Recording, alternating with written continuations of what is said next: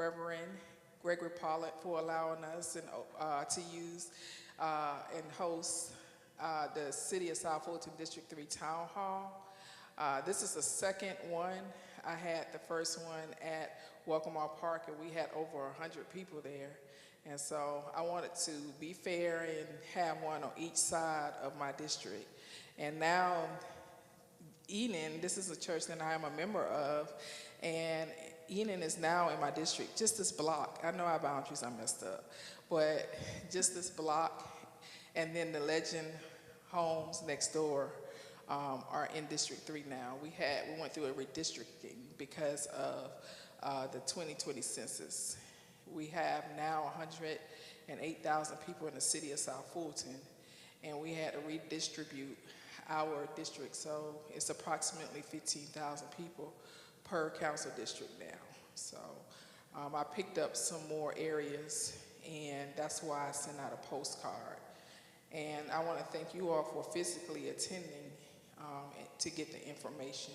We have a lot to get through, and I know on this side of my district there are a lot of questions about the GDOT projects that are underway, and I have representatives here that are here to answer, let you know what the status of the GDOT projects questions. So this is going to be the format. I'm going to go through and let you know what's in your folders, and then I will bring GDOT up so that they can go through the transportation projects underway and let you ask questions of GDOT. Then I'll bring our Economic Development Director up, Mr. Artie Jones, so he can tell you what projects we have in progress directly specific to District 3. And then you can ask questions of Mr. Jones, and then it will be about 6 o'clock, and then we'll go ahead and start our sanitation meeting. And we're asking everybody to come on this side. Good evening, because we have a presentation I want you to be able to see. Okay. You said it's a long line? Well, let me let Mr. Ramsey know. Can you let Mr. Ramsey know just to let people come on in? Because I don't want, just to give them their folders and let them come on in, and we can do the sign up later. Mr. Officer, thank you so much. If you all want to come on this side.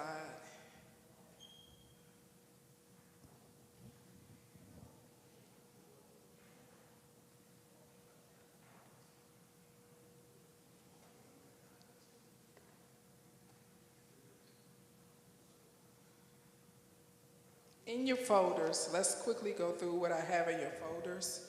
And I try to over-communicate. If you're not getting my newsletter, I'll tell you how to get that. I send out a bi-weekly newsletter, electronic newsletter.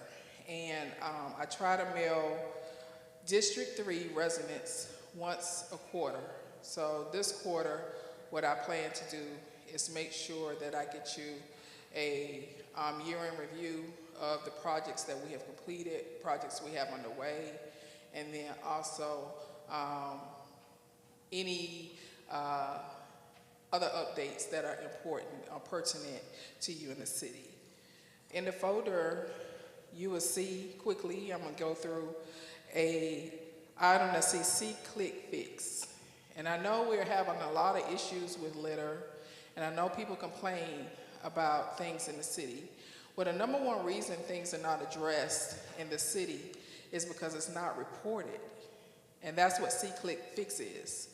If you can take your phones, if you don't have the app, you can scan this QR code, download the app, and we need you to upload any litter, anything that you see wrong in the city of South Fulton. Or if you don't want to download the app, you can call, there is a number on here, 470-554311. The reason we're asking you to please use the C-Click Fix app is, number one, when you report something, you get a ticket number. And when you want to escalate it, you can email me with that ticket number, and it helps us track any issues in South Fulton. When we track those issues, It helps us determine where we need to spend additional resources, where we need to send additional police officers, where we need to make sure that we send additional crews for pickup. So we need you to help us help you. It's very important that you all use C-Click Fix to report anything. I was driving through my district today where I live and I saw litter and I took pictures. So I'm going to submit those pictures through C-Click Fix and escalate that ticket number over to our Public Works Division. And typically when I report things to C-Click Fix, it takes about 24 to 48 hours for them to respond. So I ask that you please try to use that app. I have a card in here. If you have questions, please go ahead and write your name on this card so that I can call you by your name if you have questions. I need you to go ahead and fill this out because that's the microphone there, and I will call you up to ask questions. These are the next item I have in here is the City of South Fulton meeting schedule. Revise the work sessions, the zoning hearings, and the regular meetings. I want to ask you all to please attend the meetings, not just virtually, but attend the meetings. If it's something on the agenda that in the regular meeting that you want to express concerns about, please sign up and speak during public comment so the entire council can hear your concern. I'm only one vote. In order to get anything done in the city, it takes 4 votes. 4 votes, majority of this council. The next thing I have is some press releases during your leisure for you to go and read, and it's talking about the legislation that I worked on. There's an upsurge of rooming houses and split paths and investors coming into our community, purchasing homes and trying to rent them out and turn them into rooming houses. So if you see additional trash, if you see additional cars, if you see additional activity in your communities, please let us know so that we can get someone over to inspect that activity to see if it's legal. Not all rooming houses are legal. We had an issue on the other side of my district where they submitted building plans to renovate a 4-bedroom house. And when the neighbors started complaining about the extra traffic, the extra trash, you know, random people coming to the community, we sent code enforcement over, and code enforcement inspected this house and found out they had turned that house into a 10-bedroom house. And they were renting the rooms for $150 a week. To make a long story short, we went through a process to gain entry. We went through a legal process, and they have been sent a certificate. Their occupancy certificate was revoked, and they have 14 days to vacate from that house. So that is a trend that's happening in our community. And we need to know when you all see things like that. If you see something, say something. Basketball courts here in the city of South Fulton. I found out that the basketball courts were in disrepair because of a post from a resident on social media, where the basketball courts will be back in operation within a month. They were Atlanta Hawks basketball courts donated to the city, and the material had to be ordered. There is a severe supply and labor shortage in the nation, and it's hard to get material, it's hard to get labor, but within the next 3 weeks, we will have the basketball courts repaired and back in operation, and this is a press release concerning that. Okay, there's also a press release concerning the litter in the shopping plazas. We got complaints that when you go to the Publix plaza and when you go to some of these shopping plazas, there's litter everywhere. Well, the city of South Fulton don't own these shopping plazas, but we do need you to report it. It's a code enforcement violation to have litter and filled trash cans in these shopping plaza. And so, but when you have code enforcement address it, we have to let code enforcement process play out. It's not an immediate gratification. They're cited, they're given an opportunity to come into compliance. If they don't come into compliance, we bring them to court. When they go to court, they are given an opportunity by the judge. The judge adjudicates whether or not they don't give them an opportunity to go back, come into compliance, and they're fined. And that's a process. So don't think when you report stuff that it's not being addressed. I have asked code enforcement to put a report on social media, not social media, but on the website so people can see where the process is. But you can always reach out to me. I can reach out to code enforcement and give you an update on cases. I will tell you that we have had Publix in court last month. Not Publix, I'm sorry. The plaza houses Publix. It is Parkway Villas, and the company that owns that plaza is called Watkins.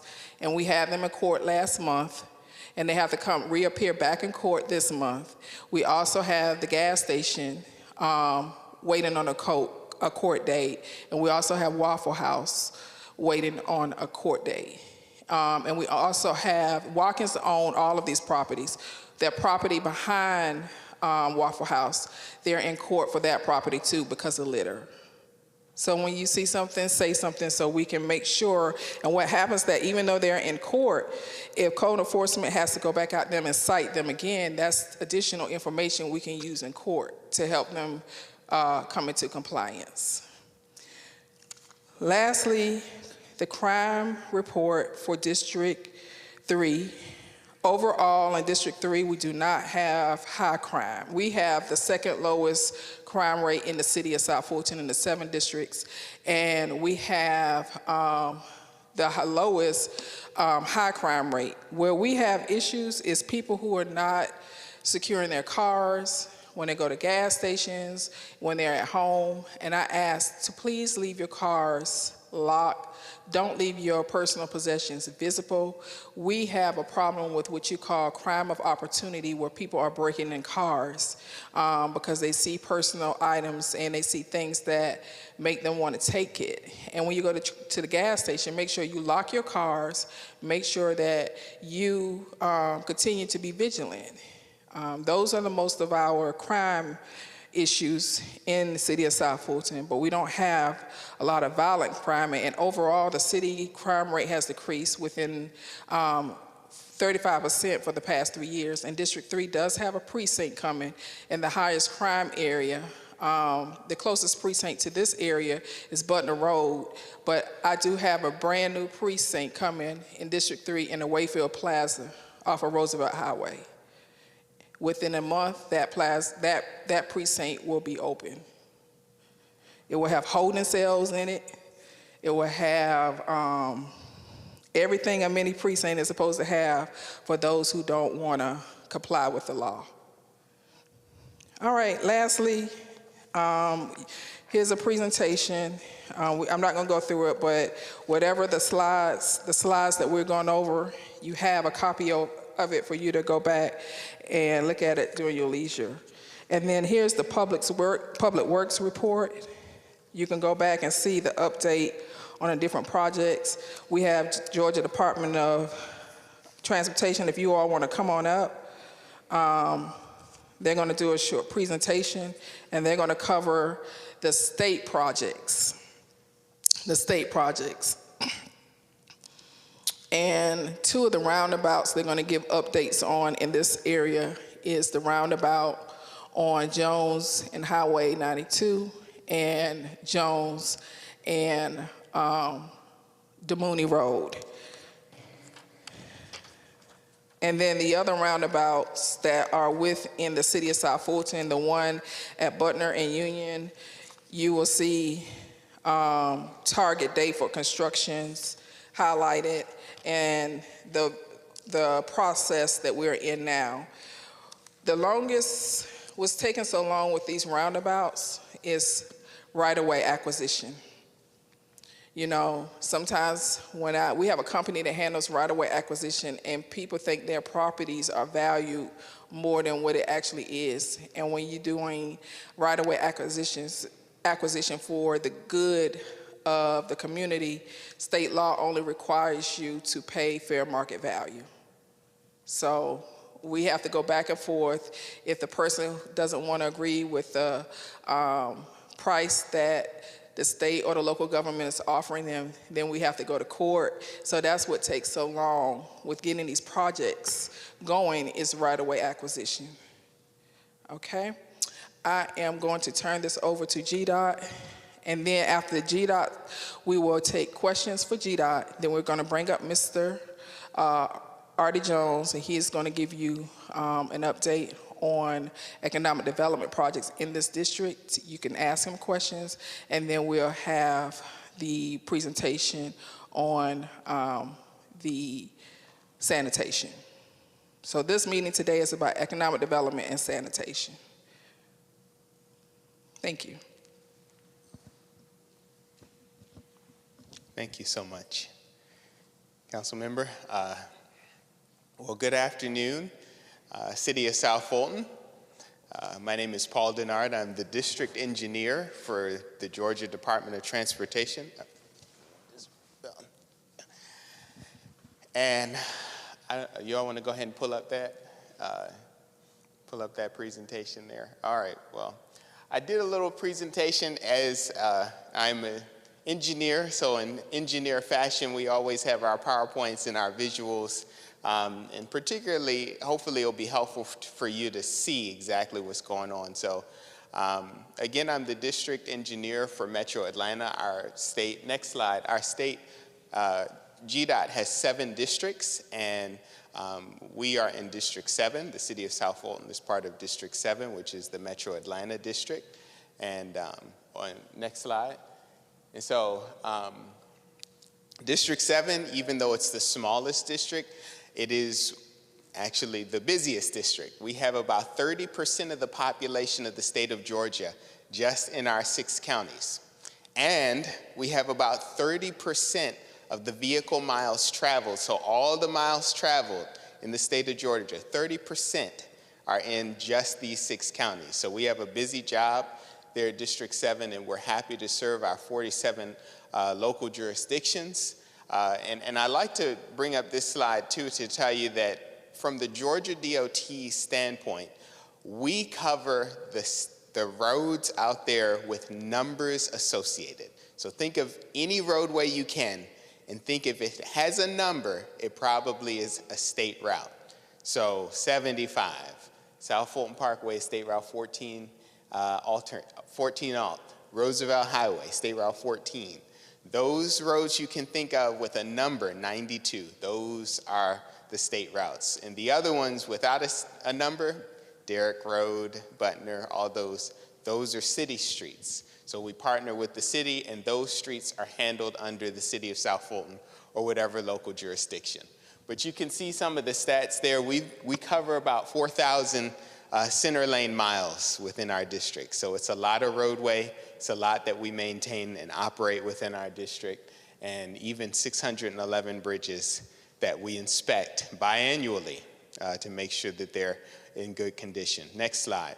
And I bring you greetings from the State Transportation Board members, Ms. Dana Lemon and Ms. Key. They are sorry they couldn't be here today to greet you, but they are busy dealing with our legislators at the Capitol as that is in session, so they're super busy. We have a lot going on downtown at the Capitol. Next slide.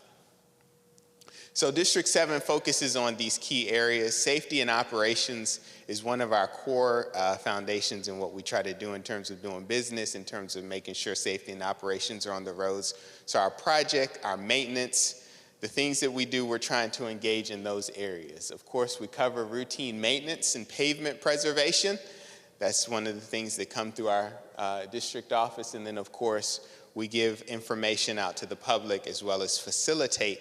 We actually have an engineering group in our district that handles the major projects. And just to introduce, I brought some of the staff here. We have Megan Wilson here. She's our district traffic engineer. So she's deals a lot hands-on with our safety and operations side and our permitting. And then, of course, in the audience, we have Roshni Lawrence. She's our assistant area manager, and she oversees all of the construction projects in South Fulton here in Clayton and Douglas County. So I want to talk about a few of the projects that we've got. We've got a lot of work going on district-wide, but we have some projects that are specific to this district that I wanted to highlight for you. Recently completed projects, they were just talking about it. We probably drove through it. I drove through it. Y'all may have driven through it. Next slide are the roundabouts there that we did. And I know I don't want to steal any of the thunder from South Fulton, but this was a wonderful project that we did in partnership, and they actually facilitated as a local let. And this was completed just recently, and we recently had our groundbreaking. I hope it's been of a great use to the community. How many of y'all enjoyed driving through that roundabout? How many of y'all were skeptical at first? Okay, I just wanted to point that out. That's not uncommon. Most people are skeptical at first, but when you start driving through these and the traffic flows through and you can see that it's pretty manageable. You just look to the left, someone coming, and then just enter the roundabout. And as easy as it is to drive, it actually reduces crashes by about 80%, because no longer do you have the opportunity to have a T-bone crash or collision or an angle collision, which tends to be severe. Next slide. I like to throw this in. This will probably be the last time I throw it in there, but I got so many complaints when this project was under construction. They said, who's building a sidewalk in the middle of South Fulton Parkway? Someone, how many people called my office? But I received a lot of phone calls. This is actually our cable median barrier project. We did it on South Fulton Parkway. We also did it on Camp Creek. And this pretty much addresses those crashes, run off the road crashes towards the median. And so putting this in, and we do this on our interstates, we do this on our limited access facilities as a crash mitigation so that vehicles don't go onto the other side of the road and have a head-on collision. There was a terrible crash with, I believe it was a church bus, probably about 5, 6 years back. And, you know, we're trying to do everything we can to address those instances so that they don't occur. Next slide. We're going to talk about some of the projects that are in pre-construction and in design. Next slide. This first project is State Route 14, which is Roosevelt Highway. It's a bridge replacement that's just south of Welcome Mall. Bridge replacement is something that we've been focusing on. As a state, we have about $100 million bond program that we do to replace our bridges. And actually in the state of Georgia, we have about 77% of our bridges in the state are in good condition according to our national ratings and our rankings. So we have a robust program of bridges to be replaced, bridge rehab projects statewide, and this happens to be one of them. Next slide. This project was just mentioned. This is State Route 14, Roosevelt Highway at Washington Road. This is a roundabout right over there by the Job Corps facility that's been under construction for some time, but we've been doing some coordination, and we are actually almost about there. We're in the final coordination process for our property acquisition, but we've had to move it out just a little bit because last time I was talking to you, the group maybe, or one of the groups in the city, we were ready to let, but when you've got, I'm sorry. Okay, ready to let, that simply means that we're offering and putting it out to the contractors to advertise for bid. And so once they get those advertisements, we're able to get the bids back and then send it and issue notice to proceed for construction, so get construction underway. But this has gotten pushed out so that we can finish our right-of-way process and make sure we have all of our properties acquired before we go under construction. So this has been pushed out to the summer/fall of this year so that we can have enough time to finish. All right, the next project is Buffington Road from Rock Quarry Road all the way to Roosevelt Highway. taking Roosevelt from what's now a 2-lane facility to, in some places it's a 3-lane, some places it's a 4-lane facility, 2 lanes in each direction. And so we're adding pedestrian features, we're adding sidewalks throughout the corridor. And this project actually was done in collaboration with many of the local governments. Actually, I think 3 of the local governments, South Fulton, College Park, Union City, all of them collaborating to widen this corridor pretty much throughout this particular area. So this project is coming, and it actually let last month, I believe. Yes, it let last month. So as soon as we get our bids in, it's been put out to advertisement. We'll get a bid, we'll assess those bids, and then hopefully if those bids are approved, we'll get a contractor under bid and issue notice to proceed. So construction is coming imminently. Next. All right, South Fulton Parkway. We've got a few projects on South Fulton Parkway that are smaller in nature. We've seen a lot of as you all know, you probably drove here, drive through often. There's a lot of truck activity along South Fulton Parkway. We're doing some smaller improvement projects along the parkway to address some of those truck turning radius at those intersections to make sure that we can address some of the rutting. You may have seen those puddles or ponds.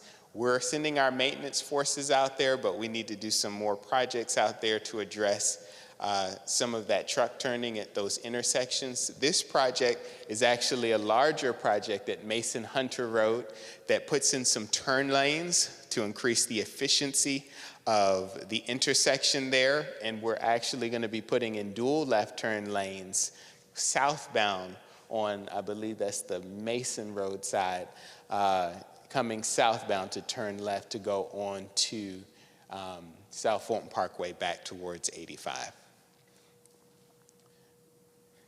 All right, the projects that you probably heard of and have garnered a lot of discussion. This is State Route 92 at Butner Road. This is one of our roundabout projects.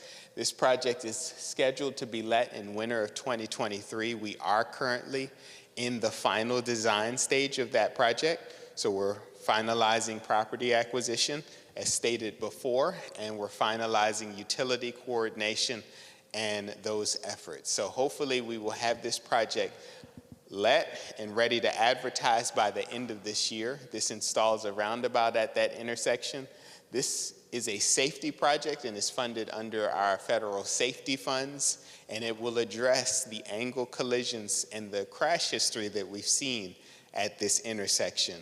And I believe this section even has a signal at it. So the roundabout is going to come in and it's going to do exactly what was done at the Butner Road intersection with the roundabouts. It's going to eliminate those angle crashes, and that's why we want to see this put in on State Route 92. The other thing that it's going to do is it's going to slow down traffic.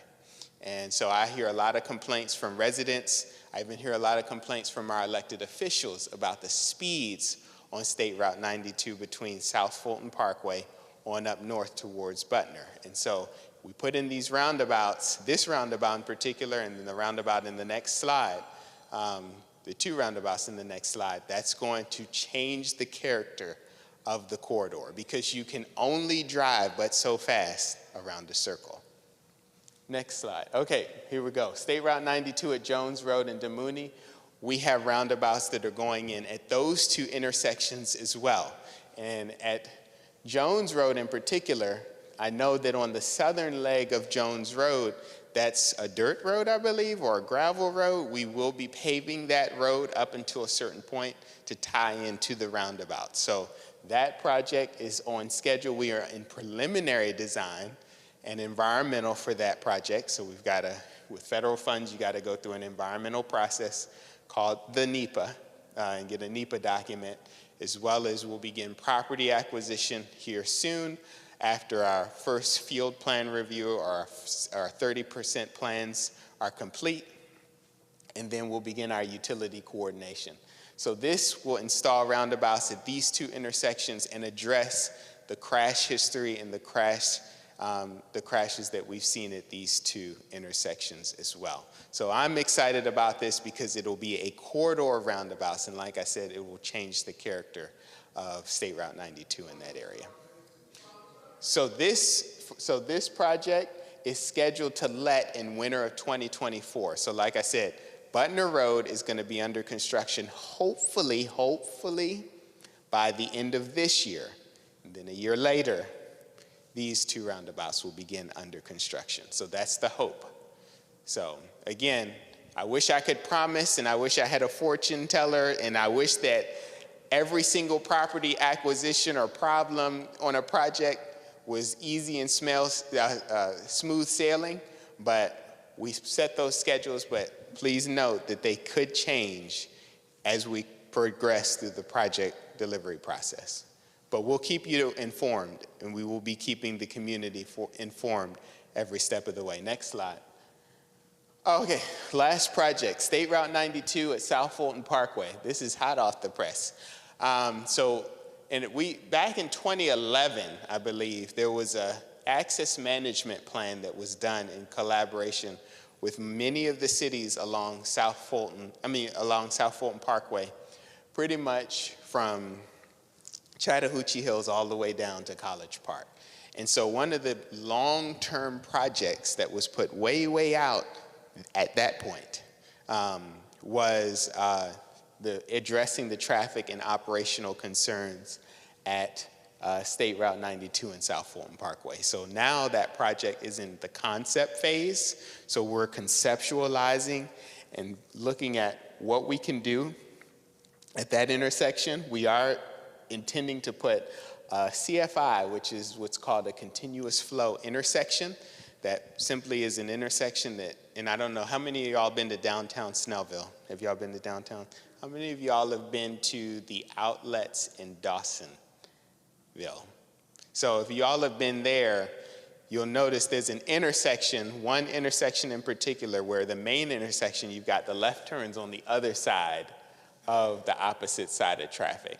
So what that allows is that it allows your lefts and your throughs to go simultaneously through the intersection.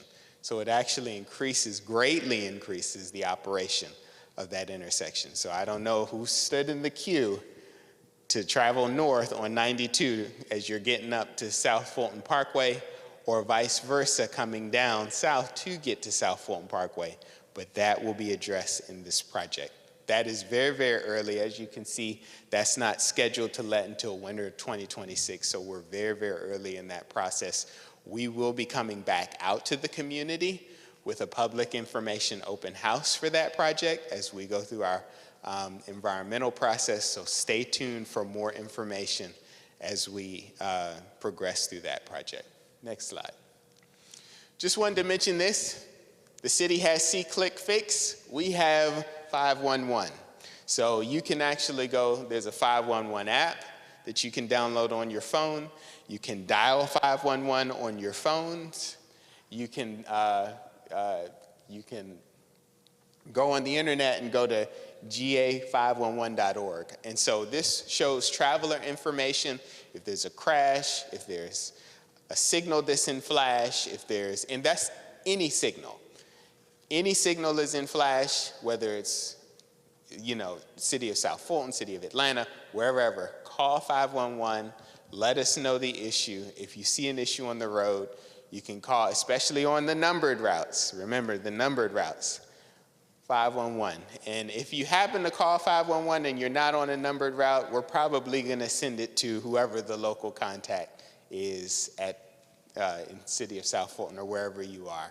So this is our portal to get with customer service. You can also remember that email. Next slide. And that's all that I have for you today, unless y'all have any questions.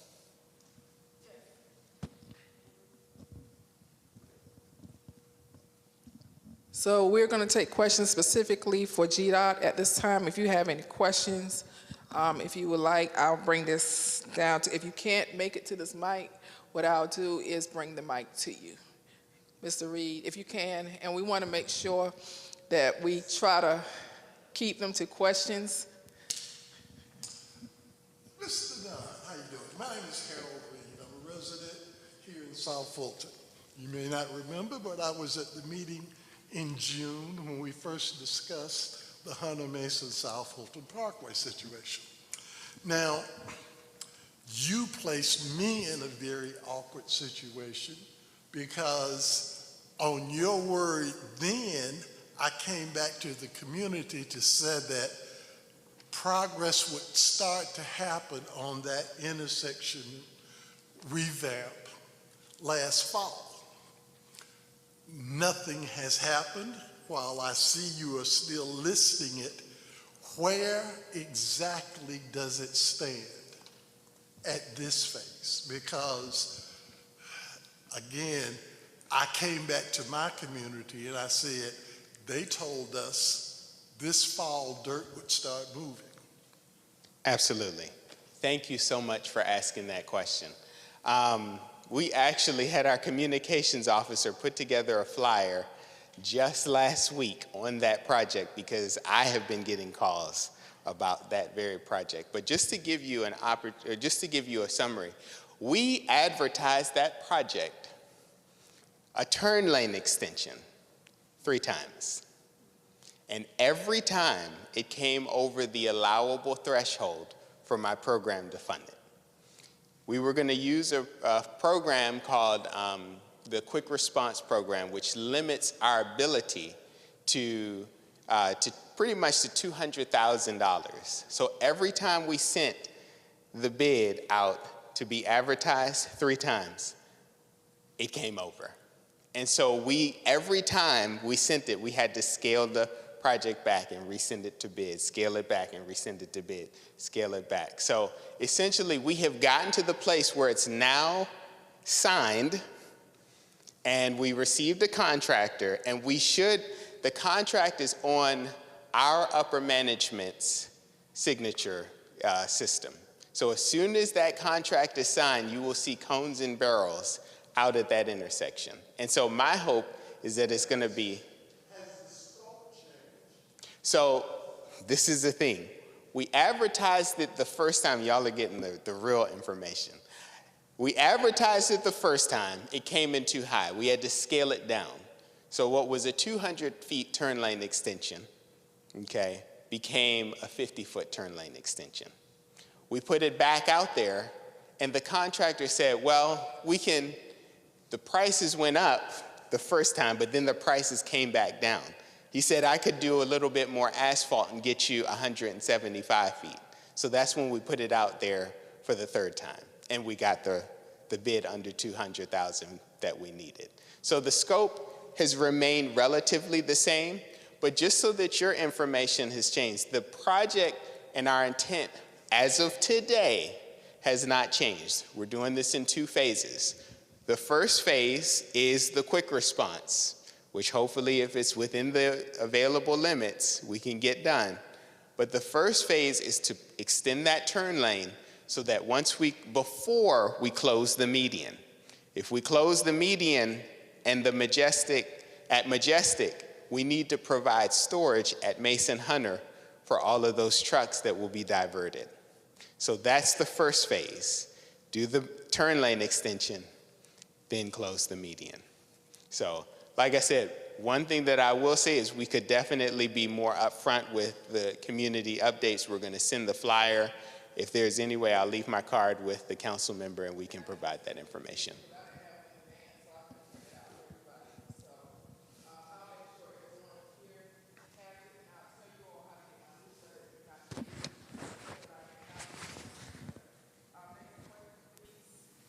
Good evening. Thank you for coming, by the way. I'm the HOA president at the closest intersection to Jones and 92. So my subdivision, my people have some questions and some issues about that. I have a few questions, but they're quick, so you probably can get to them kind of fast. First, do fatalities make a difference on how fast the project gets done? Because I know there's been some fatalities out there. Could it speed it up? I'm gonna ask you all 3, then you can respond. I was at the initial design phase for that intersection back in 2020. And when I saw your information, I thought the let meant completion. So that's just to put it for a request for proposal. And Jones in 92 was at the front of the line. Now it's at the back of the line, it seems. And my residents have to go out there every day. And we hear a lot of the sirens, ambulances, fire trucks for accidents all the time. Young girl unfortunately, she lost her life a few years back. She was at a track meet at Langston Hughes and just left for a little while. And the last thing is, did you mention that y'all were going to finish paving Jones Road only to a certain point, or are y'all going to pave Jones Road all the way out? Yeah, so you'll see where we're going to go. We're going to probably go maybe about 200 feet back from the intersection or wherever it is so we can tie back in, but that's where we're going to stop. Well, I don't know the exact amount because it's in the design. Hopefully you all will get the PowerPoint so you can kind of see where it's going to stop from the aerial, but we will be coming back out and showing or getting an aerial to you. And if you leave your information with me, or I can give you my card. Yeah, if you can come talk to my residents, they would be happy about it. To answer real quickly your other questions, this project is being expedited as much as possible. Usually we have design consultants. We brought this project in-house so that we could skip the 6 months procurement process for the consultants. So this is literally moving on the fastest track that the department has available, but we have to allot the time for like the right-of-way acquisition, different things like that. So yeah, I noticed you had 11 and none of them haven't been acquired to date, so according to the information you had. So this is still a long ways away, huh? Yeah, so and that's the thing, 2024 is when we let it for construction. So it's a process to get it there to construction, but then after that, they'll start to construct it and then they'll be out. And fatalities, that speed it up. So that's the thing. The fatalities don't necessarily speed up the process because it has to do with all the project coordination, but we've done everything we can do to expedite it. I just have one quick question. I live in Waterford Commons since '06. What is GDOT going to do about Stonewall Tail and Campbellton Road? I haven't heard anything. Stonewall Tail, Campbellton It's a major Road. issue. And then they're putting up townhouses and apartments. I don't know how Campbellton Road is going to handle all of that traffic. Okay, so Stonewall Tail and Campbellton is actually part of the T-SPLOS program with City of South Fulton. So they have the latest information on that, and there should be something in your packet with it. Okay.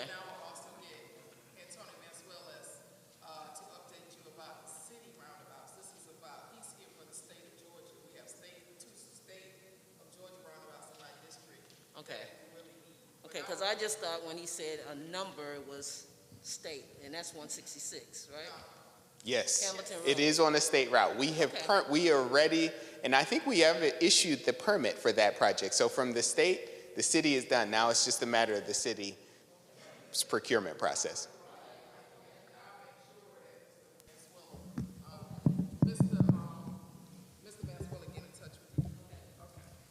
Yes, good evening. My name is Bruce Moody, and I'm also a resident of Cliftondale. I do not have any questions. I think Mr. Reed and the other gentlemen, they asked all the questions you needed to know. I wanted to make a statement to you so that you understand the community and why they are not as patient as they should be. Approximately 20 years ago, the Berkshire development on Jones Road came to pass. At that time, I went downtown, I spoke to the Board of Commissioners. I told them at that time that was the first one of the very first ones in this area, in Cliftondale, to be developed, and how crucial it would be 20 years ago for them to get a light or some type of signage 20 years ago. And if you can check this, because it's sworn upon the minutes for that particular development. I have heard so many people come in and tell us what they were going to do, what it was going to look like. That's why I asked you when you were going to get started, because my patience is gone. And I think most of the people here, their patience is gone. I've never spoken to any of the parents of those children who've given their lives at that crossing. There was a question asked, do fatalities does that make any difference? Apparently it doesn't. It's almost like when you hear people getting shot in schools, doesn't make any difference. Everybody's heart goes out to them. And what I'm saying to you is there will come a time when our patients will be totally gone. And these type of meetings will not be able to be held in the manner in which they're being held. And I'm saying that to you not as a threat, but because I want you to know fully the history of our traffic, especially on Jones Road. There are other areas, but I know more about Jones Road than the others, DeMooney, all of them. So please, when you go back, you take it into consideration so that when anyone else comes to you and they don't show any signs of patience, you will know 20 years is a long time to wait. And the more years you add on it, the more difficult it is to wait. That was my only message I wanted to give to you. Thank you. Thank you so much. And I was going to say, I don't want to leave here with you all knowing that nothing is going on. Like the design team that works, I have a design team that's in our district, and they have the project. They are actively designing the project that's going on at Jones and DeMooney. So I will let them know the history of that so that that is a motivation to them as they do their work.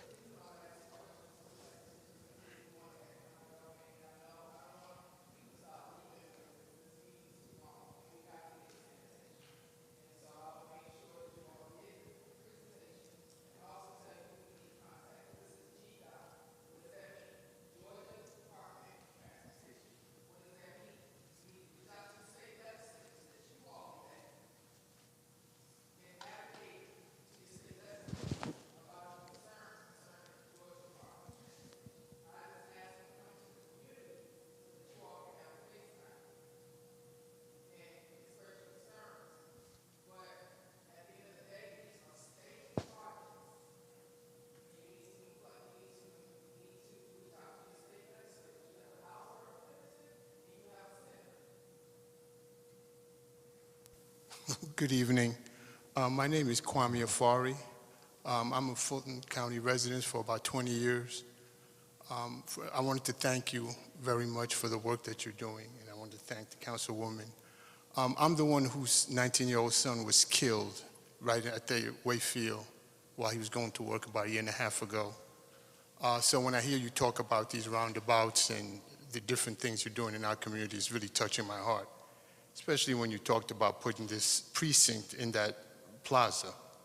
Because if there had been a police station there when my son was just walking into that plaza, that driver wouldn't have been doing what he was doing and just killed my son right in front of his workplace like that. My concern is with cameras. When this incident happened, there were no cameras in that area. So I don't know where your particular job description ends and begins. I know you talk about the roads and everything, but what about the cameras in case we have situations like someone who is speeding in the community just recklessly and just hits a pedestrian? How does that work? Are we doing anything along that? I know you said the crime is very low, and I know it is, but I just wanted to ask that question about that as well. Thank you. We have a multi-million-dollar project right now underway for cameras. It was my resolution that I put forth last year when there was an individual shot in Welcome Hall Park. Right now, we are focused on getting cameras. We have cameras nowhere in our city right now. So our number one focus is securing our parks and making sure that the cameras get into every park here in the city of South Fulton, because we had people who had car break-ins, and we also it will help police. It's after the fact, but it will help them solve crime quicker when we have incidents in our park. Then we will look to, that's a major project upgrade. It's going to take IT, it's going to take our utility companies for us to do like City of Atlanta. They're catching criminals and they're holding them accountable because they have cameras throughout the city. And so, yes, that is something that we want to move to. My next series will be, my next series meetings will include the chief of police. And I'm also going to have the sheriff of Fulton County. So that would be in my next meeting series. And then you can come and ask those questions and he can give you an update on security cameras throughout the city. But I do know that we are starting with securing our parks. Thank you. Okay? If you are not getting my, thank you, sir, and I am so sorry.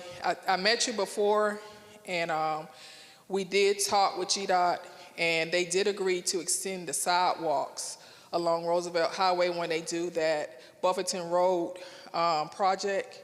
And so we're going to do something to, memorialize your son. And again, I'm so sorry for your loss. If you're not getting my newsletter, I send out a bi-weekly newsletter. Please text. Where's Quanticky? It's in this. What is it? Very last page in the slide deck. Okay, here it is. Here. Please text.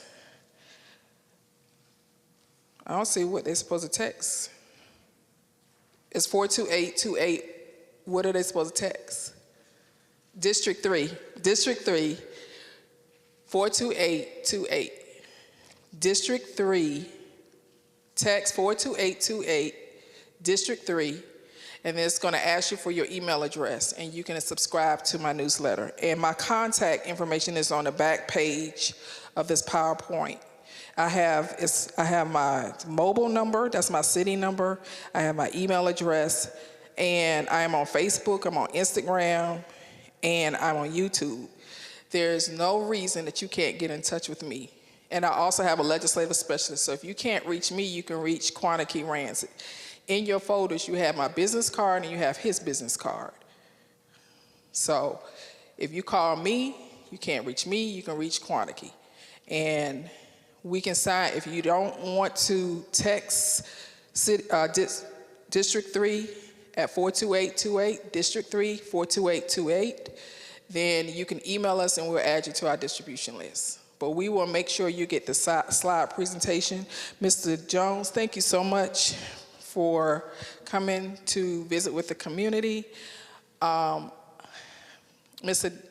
Denard, please take back, and I know that your hands are tied. We came from out of a pandemic, and that slowed down labor, construction, but we're coming out of it now, and we're putting as much pressure as possible on GDOT to get these projects moving.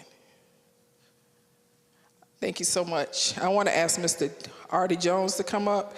What you see in front of the church, and I want to recognize Dr. Pollard, Pastor Pollard. He is the honorable pastor of this church.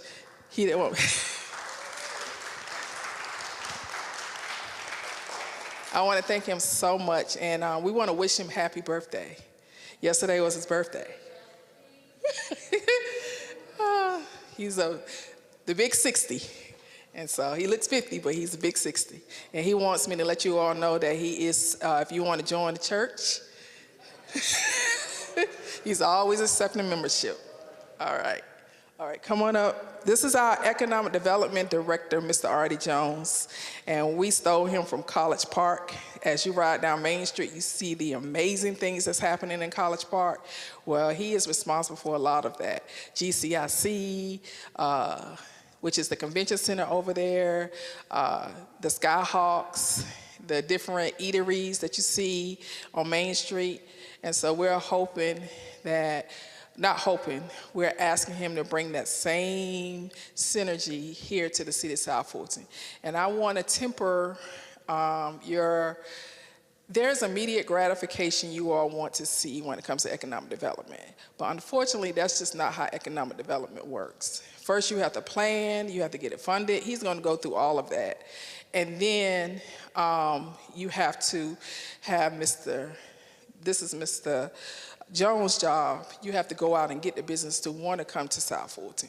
So he's going to go through that, but we have renderings of the Job Corps project. We have renderings of Chick-fil-A that's coming, and he's going to tell you about, and then we're going to move on to the sanitation meeting, okay? And Pastor Paula, there's no trash. That's a brand new trash can. I would never bring it. That's a brand new trash can. We'll just have that here so people can see what the trash can is going to look like. I would never bring a trash can in our church.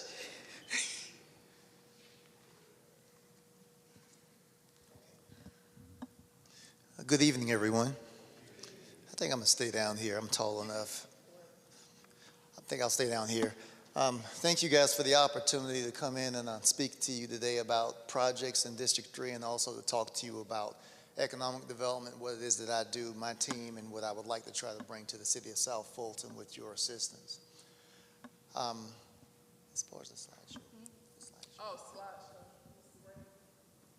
He's going to go. Okay. Well, I'll just talk about my department for a moment as they bring the slides up. Basically, I've been with the city of South Fulton. Okay. Well, that's me. I'm the Director of Economic Development, and I have 4 distinct groups under my, in my department. The South Fulton Downtown Development Authority, the South Fulton Development Authority, the Red Oak Main Street District, and also the Old National District. These 4 groups, 2 of them are advisory groups and 2 of them are development authorities. The development authorities are the groups that really have the teeth. If you think of a development authority is almost like a business for government. They can go out and buy property, sell property, they can do tax abatements, and they can go into debt, and they can do lots of things that the private sector can do. Your advisory committees are just that. They're committees that advise what they would like to see in the community, and they have staffs help to be able to complete those tasks and those projects. I have 3 people on my team. Correa is my special projects coordinator, has been with me roughly 5 months now.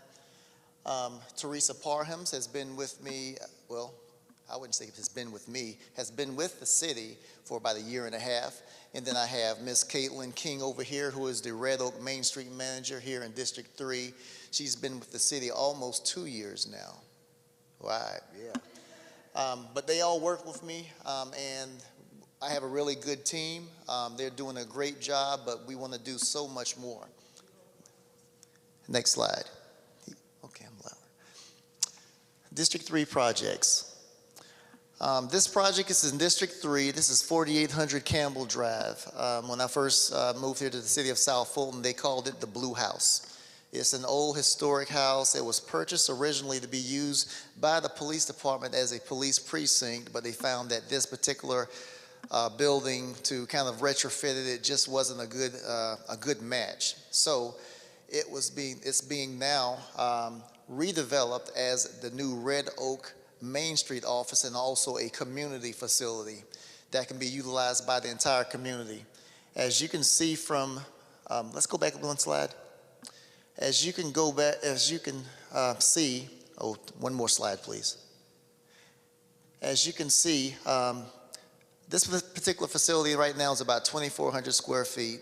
Once it's built out, redeveloped, it'll be almost 3,000 square feet. It's 2 floors. It sits on about 1.7 acres of land, but only about 7/10 of an acre is actually cleared right now. So we said, what can we do to this particular piece of property to redevelop it so that the community can use it? So we looked at building parking spaces for 25 cars. We looked at building a lawn area, which can host outdoor picnics. It could also have a tent on it to set up to be able to accommodate 150 people. We looked at doing an outdoor classroom that would accommodate 75 people, and it's a kind of an amphitheater.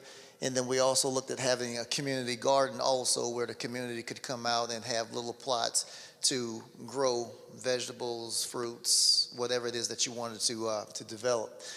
Within the building itself, it would be a Main Street office, but it would be a space that could be utilized for small businesses also that wanted to utilize it to have space for offices upstairs. On the first floor, it would be able to accommodate a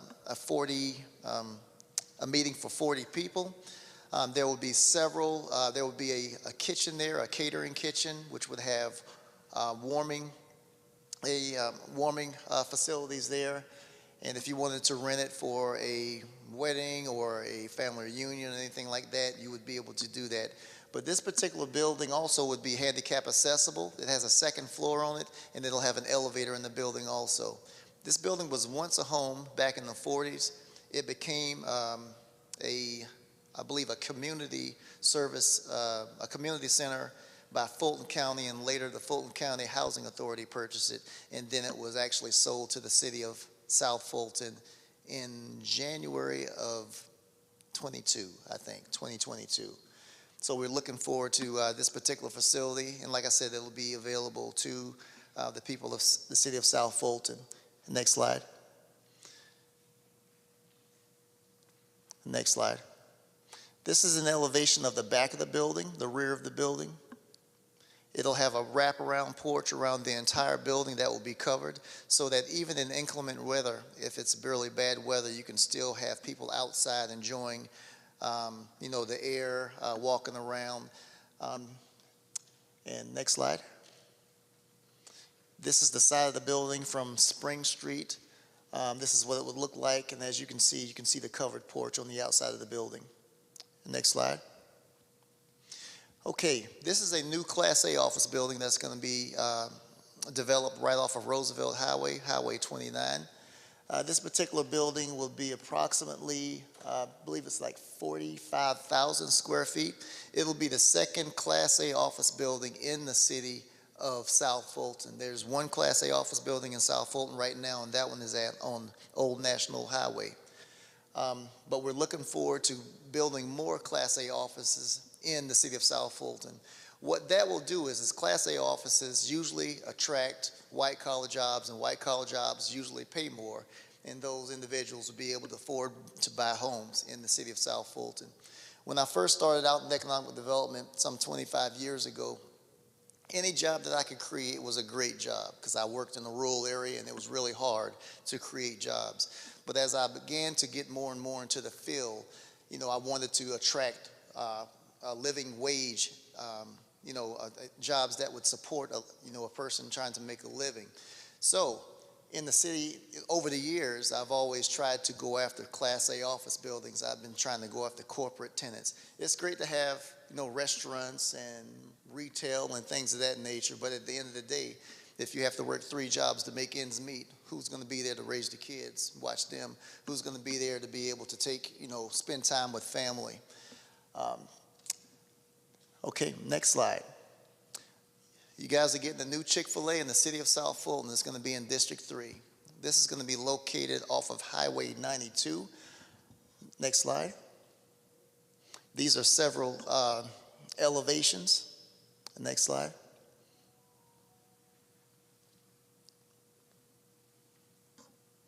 Need I say more? I mean, all kids like Chick-fil-A. I think my kids have stock in it sometimes, how much they are. I'm in and out of Exactly where it is, next to Waffle House. Can you Yes. say it on the mic a bit? Yes, this particular Chick-fil-A is located off of Highway 92 near Waffle House.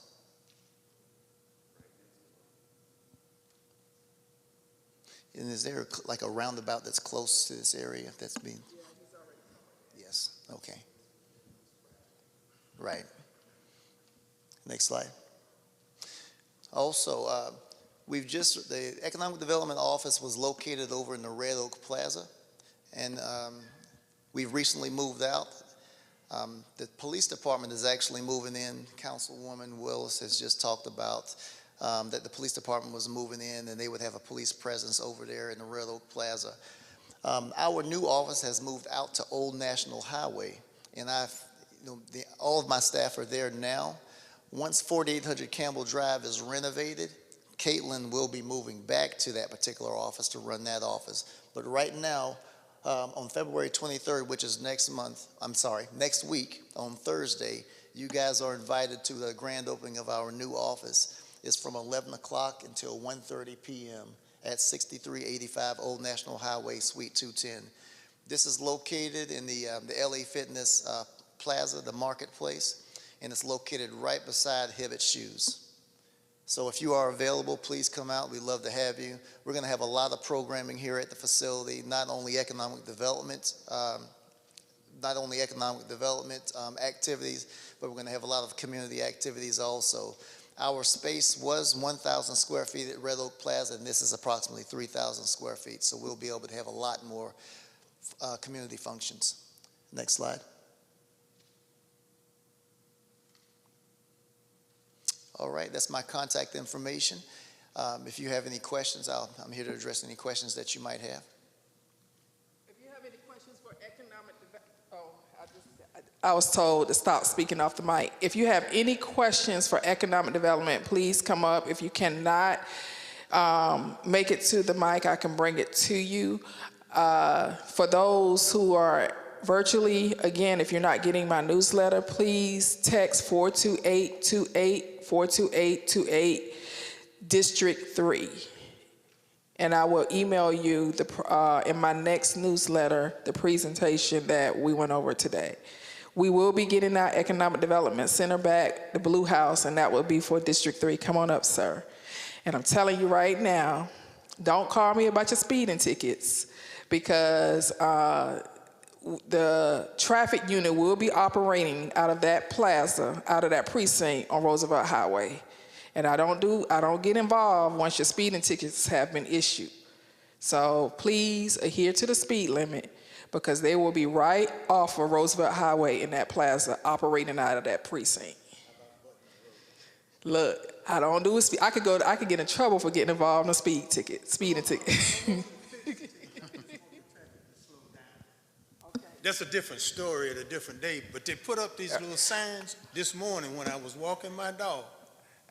A lady went past. Okay, sir, can we say, at 67 miles an hour. I got you, sir. We got police in the back. So what I'm going to ask you to do, we're going to stay on topic, because we got to go through sanitation. I promise you, I'm going to have a public safety meeting next with Chief Meadows. But until that happens, we got Captain Cotton Toots, and we got Major Denard here. And please give them those concerns so they can take it back to the traffic division and get. Do y'all want them to do a traffic sting in the area? Heck yeah. Okay. Get caught. That's it. But see, that's why we can't stop the speeding. Sir, I got one quick question. Yes, sir. Day before yesterday was Valentine's Day. Yes. I had to take my wife to Peachtree City for a decent sit-down meal without people with their trousers hanging down and a whole bunch of hoorah going on. When are we going to get some really Class A restaurants, eating facilities in this area? And we're new here, or we're new back here, let me put it that way. And it's just, if I want to take my wife to a good restaurant, I either got to drive to Atlanta, Peachtree City. It's. Yes. Well, I would love to give you a date of when that would happen. What I can tell you is that is a top priority, to be able to get down, to be able to attract white linen tablecloth, sit down, casual restaurants where, you could eat here locally and not have to travel downtown and other cities. The same thing that you're talking about right now is the same thing I was faced with when I started with the city of College Park. Downtown at 5 o'clock, they rolled up the carpets and cut off the lights. And you can see, 7, 8 years later, what's there, and you can see what's coming also. What I can promise you is that I know how to lay the framework down to make an environment where restaurants like that want to come to the city of South Fulton. And I'm going to work tirelessly to be able to go out to attract those businesses and those investors, but I have to make them, what I am is I'm a glorified salesperson. It's my job to convince people to invest $5, $10, $15, $20 million. And the thing is that for me to be able to do that, it's also going to take the community also. But I can assure you that I know how to do it and that I'm going to work tirelessly to be able to get that, because I want you guys to be able to spend money in your own community and have those tax dollars recirculated through the community to bring you a higher quality of life, additional services like more police officers to catch people speeding, more sidewalks and fixing roads. But one other thing that Yes, might sir. help that, most of us in this room probably spent between $250,000 and $500,000 for a home, and we're still on a septic system. And I know this is not your, Yes. but if I were looking for a place to establish my business and bring families from up north and the West Coast here, most people that have kids in this room don't know what a septic system is. So we're going I understand. Oh, no. Let me answer your questions. You can come on up, ma'am. First of all, we don't own our pipes, so we don't offer water. And then the second thing is the septic system is owned by Fulton County. You have a Fulton County commissioner, and his name is Marvin Arrington. I will take your concerns down. I know one of my council persons is having a meeting with her commissioner in District 1 to talk about septic tank upgrades and expansion. So I will take your information down, and I will ask him to have that same meeting over here, okay? Thank you for your questions. I just have one question. I don't know if it's for Department of Transportation or if it's for economic development, but I've noticed that the bicyclist community is growing here. Okay. Yeah, so I've noticed that the bicyclist community is growing here, especially like on Roosevelt Highway. Do we have any plans to put bicycle lanes around in the city? Yes, that would be a GDOT question. No, we did a study. We are only 5 years old. We did a bike study in 2018 with the Aerotropolis, Atlanta. And that will be a GDOT. They will have to, the problem with Roosevelt Highway, and we have a huge cycling community, is the right-of-way and CSX, and they don't want to give up that right-of-way so that we can get sidewalks and put bike lanes on that road. So we already have a study, and yes, we want to do it. I'm taking this mic over to, but it's a GDOT highway, and CXX, which is a federal transportation, they regulate the trains, and that's the problem. They don't want to give up right away. I can get you connected with Public Works, because that's a Public Works question. But that's GDOT that road is GDOT. So you're gonna need to, we don't control state highways. And I know what you're talking about, because we do have a huge cycling community that comes down Roosevelt Highway, especially on the weekends.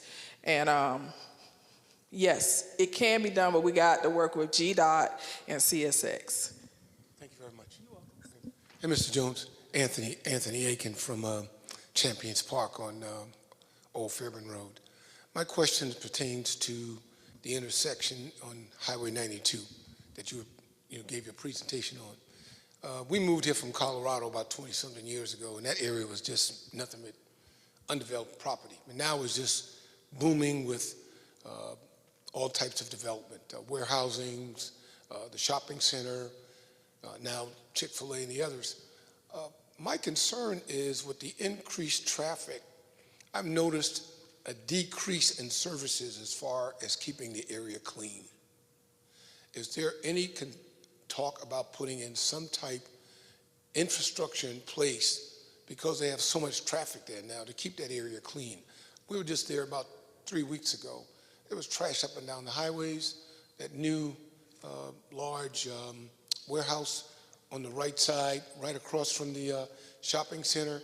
There are large 18-wheelers basically almost to the road.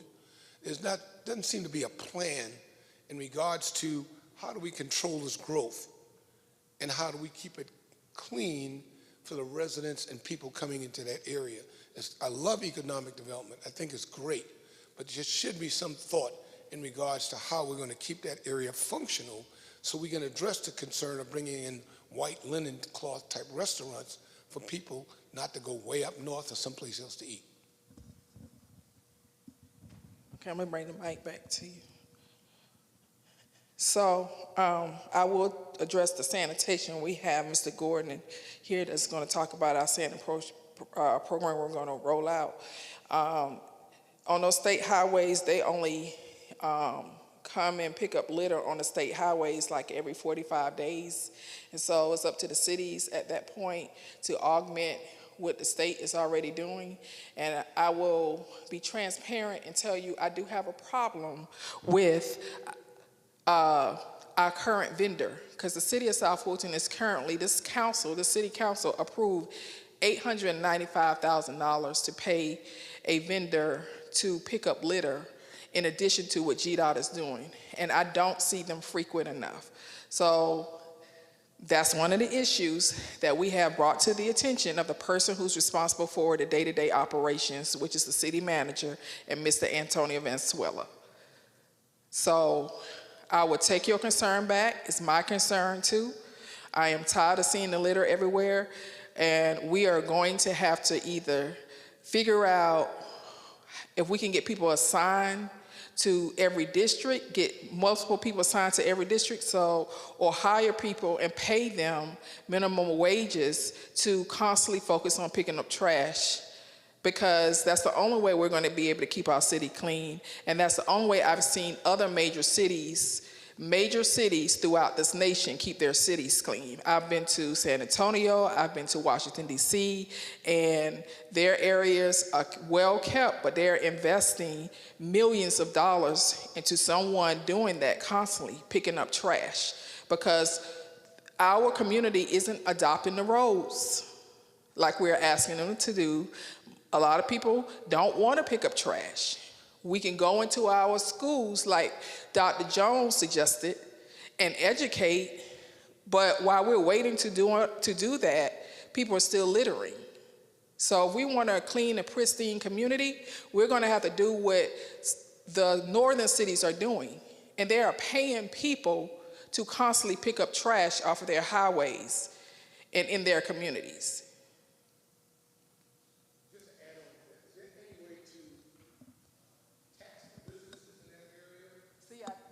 Go ahead, you can take that.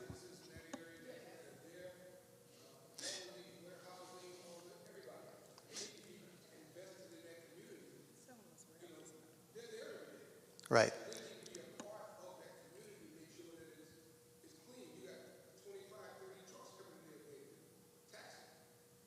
Yeah, one thing about those trucks is concerned in those warehouses is that those are outside the community. I believe they're in Union City, if I'm not mistaken.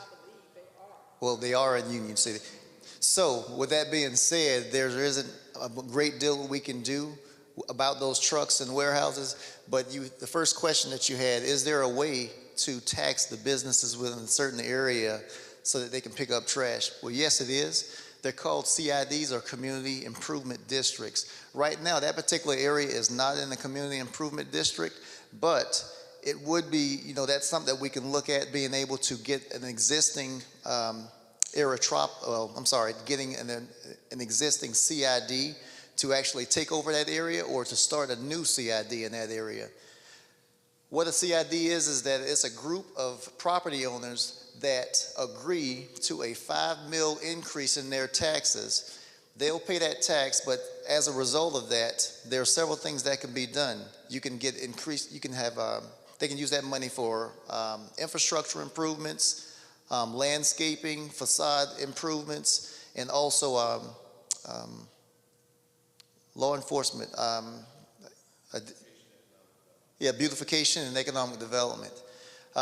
But that's a very good question, and we should make the businesses in that area that are benefiting from being in that area also to pay for those services. Thank you. I want to thank Mr. Jones. We want to go over to our sanitation meeting and ask Mr. Burkett to come up. Let me make something clear. These warehouses that you see popping up, that is not the city of South Fulton. That was not the plan for this area. That plan, we don't control what Union City is doing. We want to, but we can't.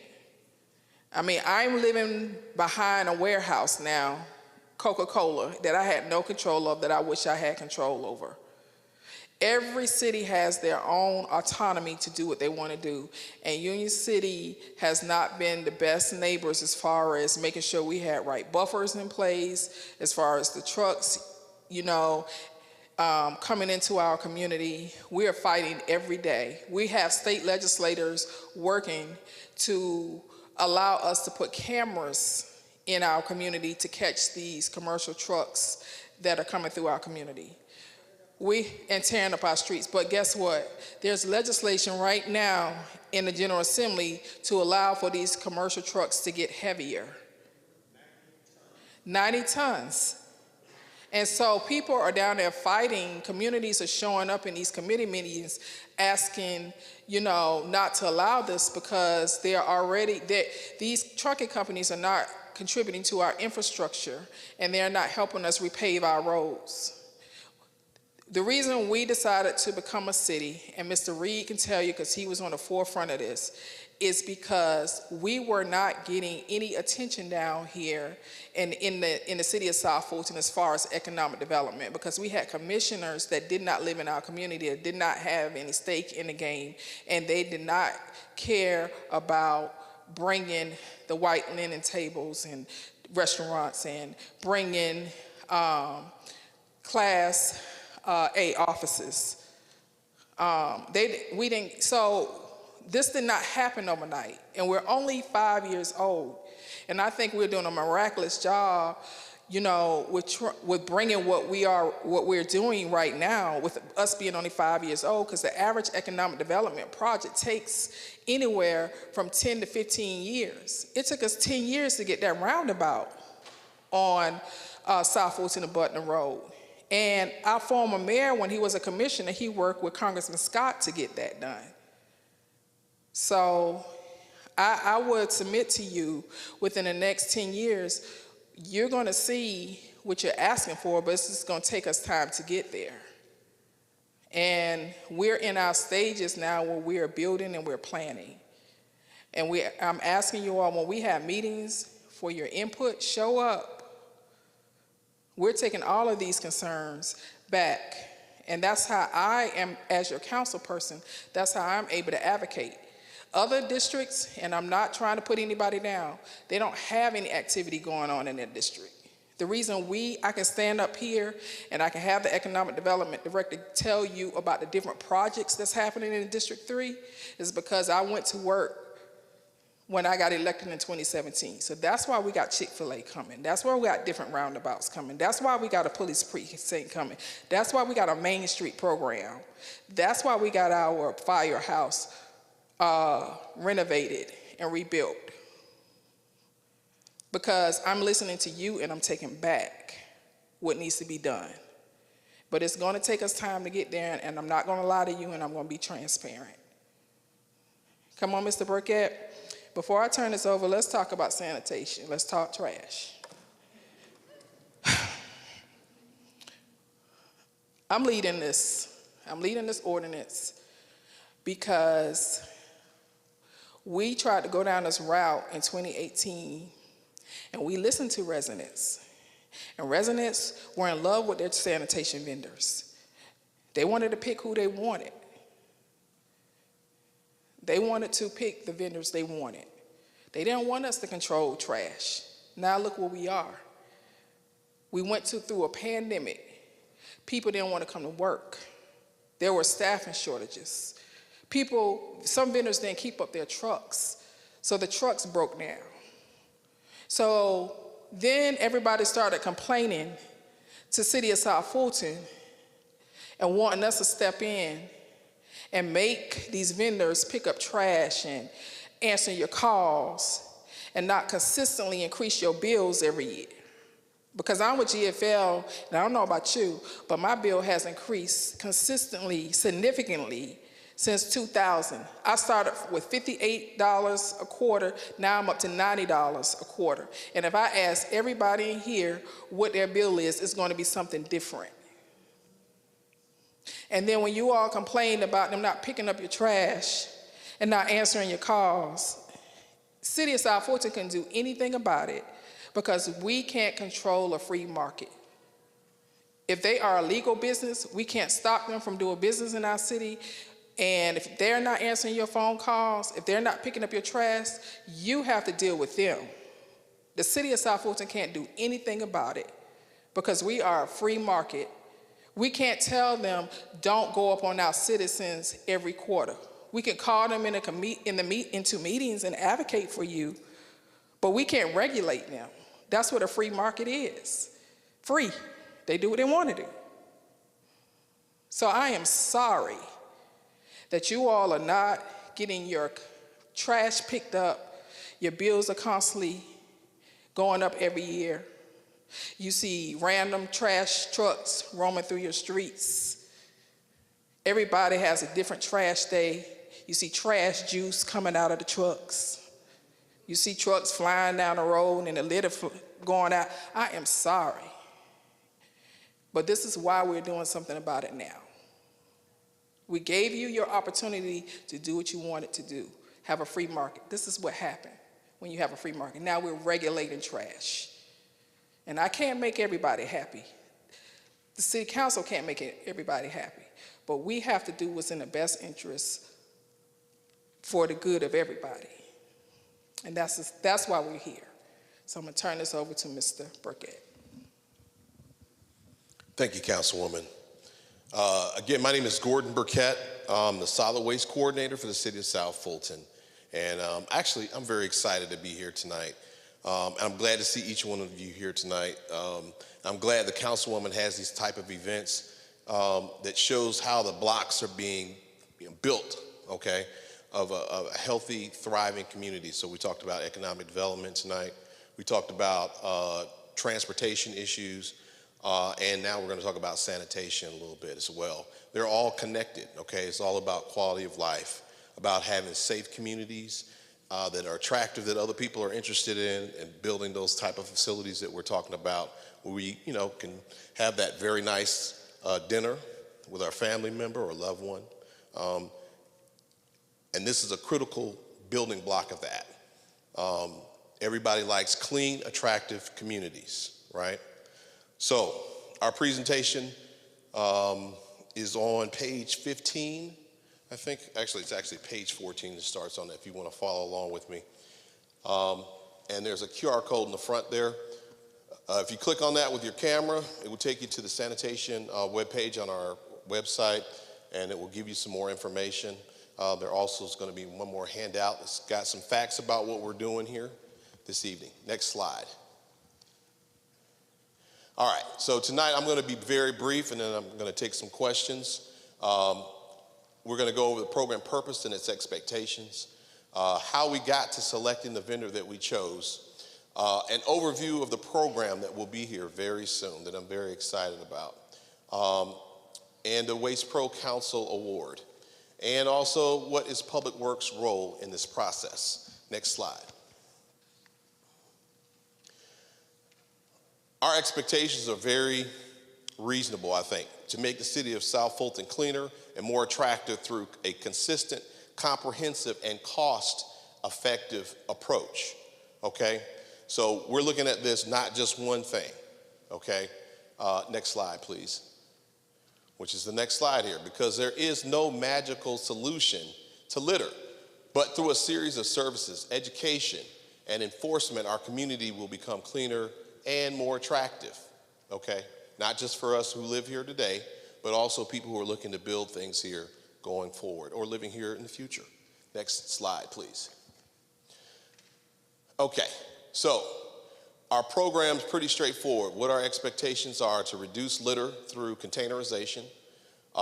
We want to make sure that every home in the city of South Fulton has its own service, okay? Because if they don't, they're still generating garbage. Okay, Amazon is still going to make a stop by their house, but what do they do with the box that came from Amazon, okay? Does that end up at the end of the street, or does it end up in a container, okay? Let's see. Let me make sure I'm reading off of here, make sure we got everything. Reduce illegal dumping issues, okay? Again, that's a critical function of this process. Protecting water quality is another one. The biggest source of water for the state of Georgia runs right through our borders here every day, We need to be environmentally responsible stewards. Consistent pricing, convenience, and options. Okay, next slide, please. So how do we get started? So part of this process, we've done a lot of listening. So in 2022, we actually held 6 town hall meetings, both in person and virtual, to kind of gauge with the community, people like yourselves, what they were interested in seeing going forward. To really determine what we should be thinking about when we would go through this process, which included a survey, okay?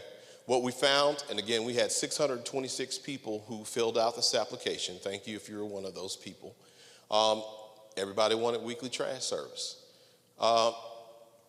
Quarterly street sweeping was something that was valued. A community litter control program, which I've heard a little bit about tonight. Some people have some concerns about litter.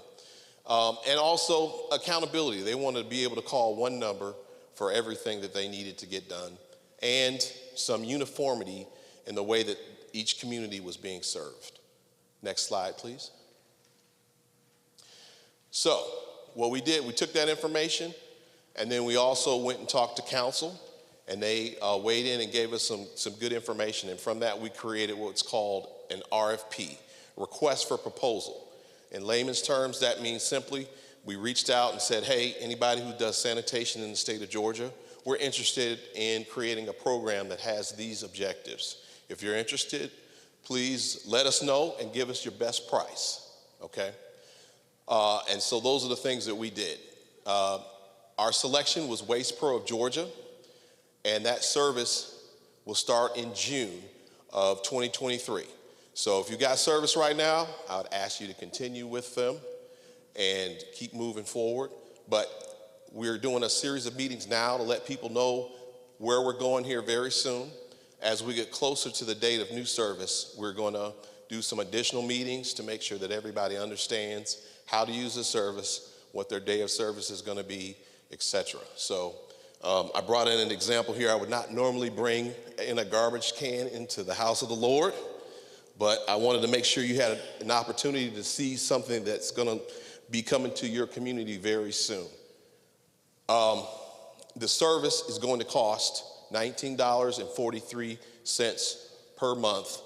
It will most likely be an annual bill.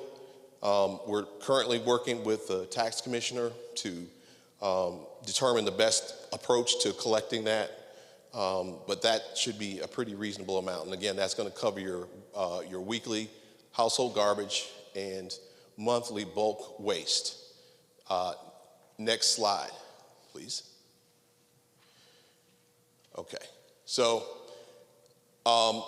one of the things that we learned in the process of the survey was that you wanted to make sure that you had a way to communicate if you had a concern or an issue or needed to request some additional services. So on the top of every container, there's going to be a QR code that will direct you to the place where you can request additional services, but also there will be a phone number there as well. So some of us feel more comfortable with phone numbers, so we'll do that as well.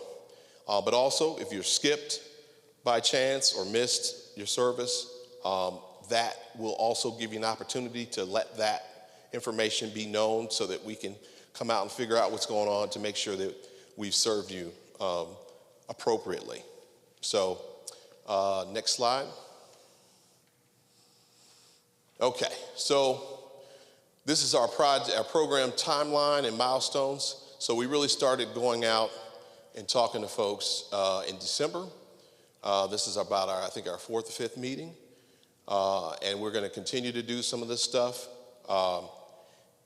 In January, we actually started street sweeping, which is part of this process as well. In March, we're going to have a job fair, and we're going to improve our mowing program as well. So last year, our program was on 200 miles of road, we mowed once per month, and we also picked up litter once per month. In the new program, we're actually going to twice a month, so we're going to be doing 400 miles, so the same road, twice a month, okay? And that includes litter as well. And I heard something about, someone was complaining about litter at at some of the distribution facilities. Normally that's not in our area, but we have, as part of this program, increased our ability to address illegal dumping and litter as well. So if you contact us, and I think you gave them the 4311 information earlier, if you contact that number, it's at 470-522-4311, which should be in your packet, please let us know. So we have a schedule for litter and mowing, but we also have special crews that do additional treatments, okay? So when you call us, that helps us understand where the issues are within the city limits. Normally, what would happen if it's something in another city like Union City, which is fairly common, we normally reach out to them as well and let them know that there's a concern that needs to be addressed. But if it's inside the city limits, we'll be able to address that. We have additional treatments to do that, and we've also increased our crews to deal with illegal dumping as well. So I'm very excited. This is a critical part of the city going forward and becoming cleaner and more attractive for the residents that are here already. But, you know, we want you to feel good about where you live. We want, when your family comes to town, we want them to have a very good experience on their way to your home and when they leave. We also, for some of those businesses, we want to make sure that they want to come here and stay as well. So with that, that's my presentation. How would you like to do questions? If you have questions, can you come here and ask them? If you can't make it to the middle aisle, I'll bring the mic to you. Just raise your hand, I'll bring the mic to you. But if you have any questions concerning the sanitation program, please ask the questions now. If you have any concerns concerning litter and sanitation, please ask the questions now, because what we do is take your concerns, your questions. If we can't answer them now, which I don't know really a question we can't answer, we do try to update it with a question and answer so that we can get the information back out to you. Yes, Good ma'am. evening, thank you. What is going to be the strategy for communicating when the new trash pickup happens in June? And are we responsible for discontinuing the services that we're currently using with our vendors? Okay. So we have enough time also in that communication. Okay. Thank you. Thank you for the question. So, number one, this is actually our second set of meetings. We're going to do a third set of meetings that are really going to deal with the day of service, how to get additional containers, et cetera, and that will be closer to the June start date.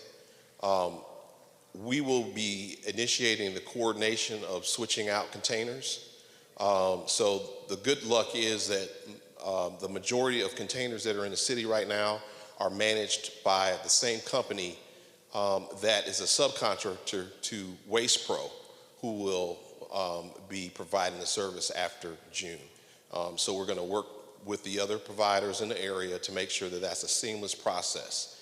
So that normally will happen a few weeks before June starts, so that when we get into June, you'll have your appropriate container, you will know what your day of service is, and you will know how to get any other services that you're looking for.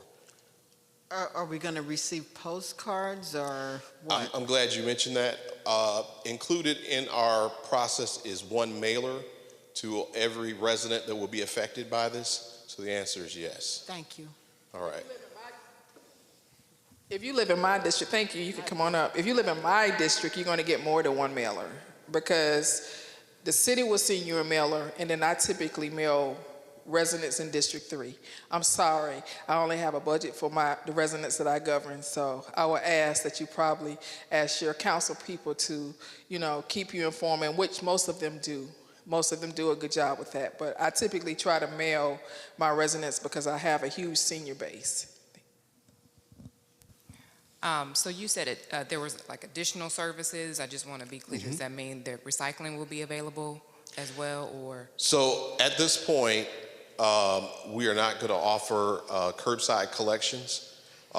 Again, one of the criteria that we got from people was the cost effectiveness of the program, and it's Curbside recycling, yes. We're not going to have, what did I say? I'm sorry. Yeah, we're not doing curbside right now. We do offer recycling. We recycle about 15 materials at no additional charge at Merck Miles. Okay. If you're familiar with that facility. And we're looking currently at a second location to do the same, so that we can give that opportunity to as many people as possible. So I also want to make sure I did not recognize Bob Wolk, who's over here. If you want to wave, Bob. He's from Waste Pro. Go ahead.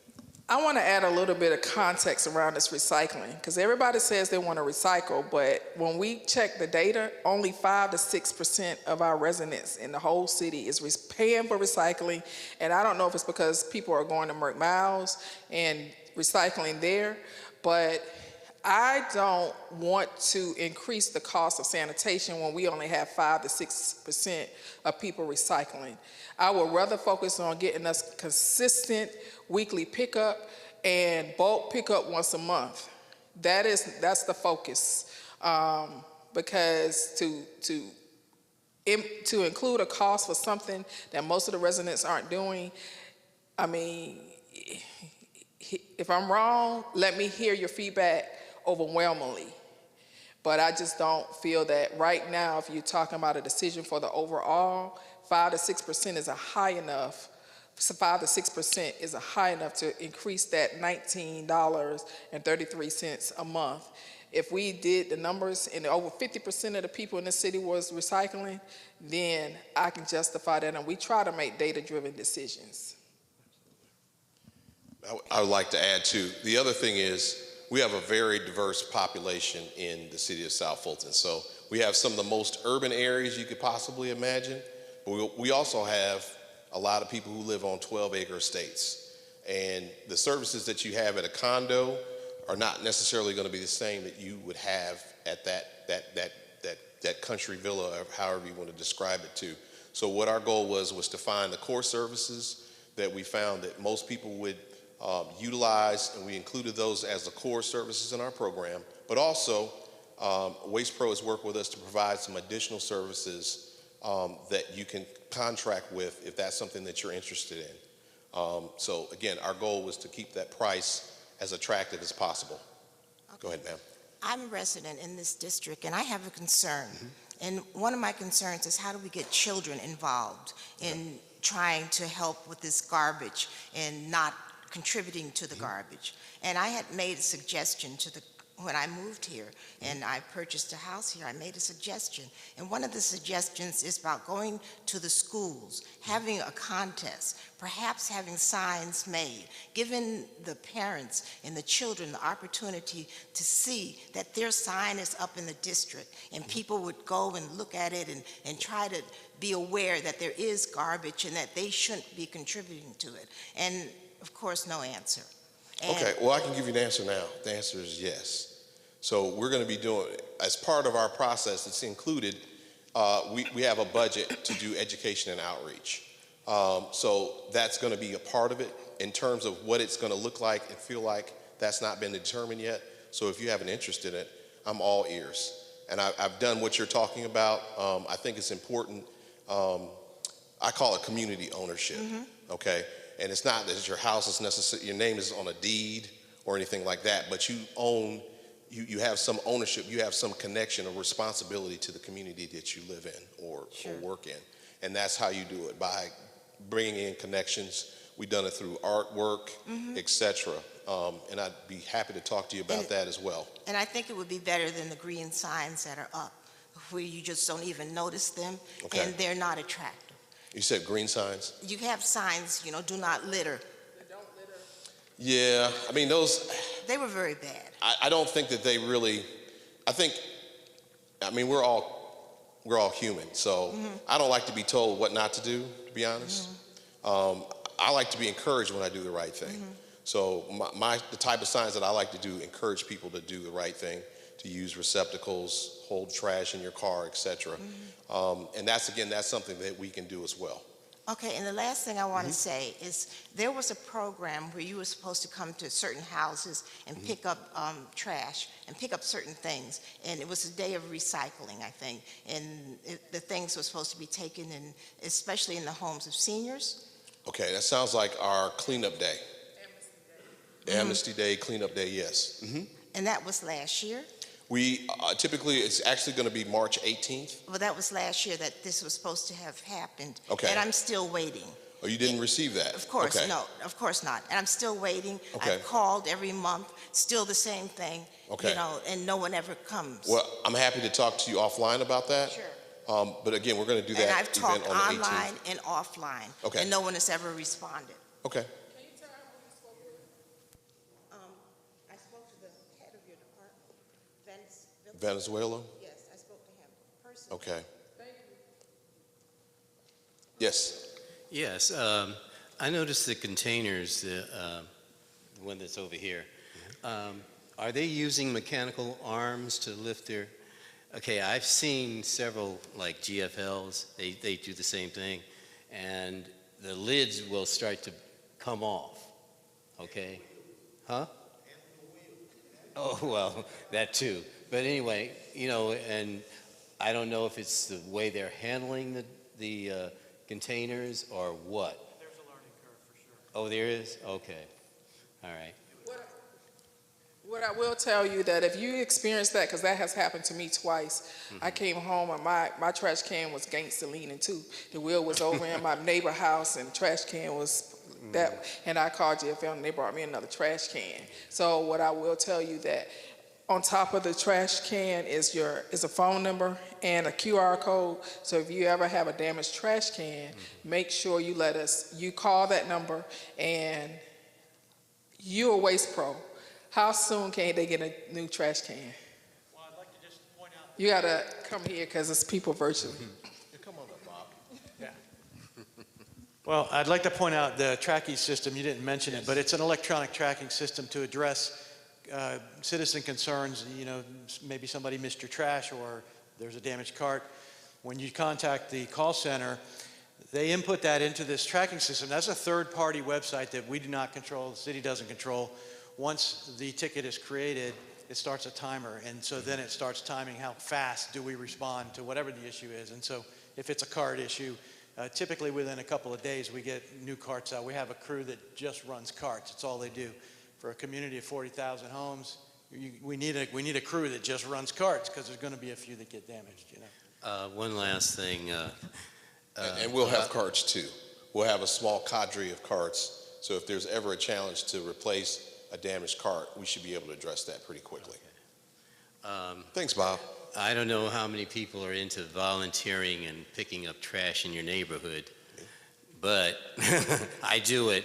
And I've noticed that over time, especially I live near Stonewall Tell in Campbellton. Yes. There's a couple of people in the Summit and people in Waterford Commons. What we do is we just routinely take our time and walk and pick up trash.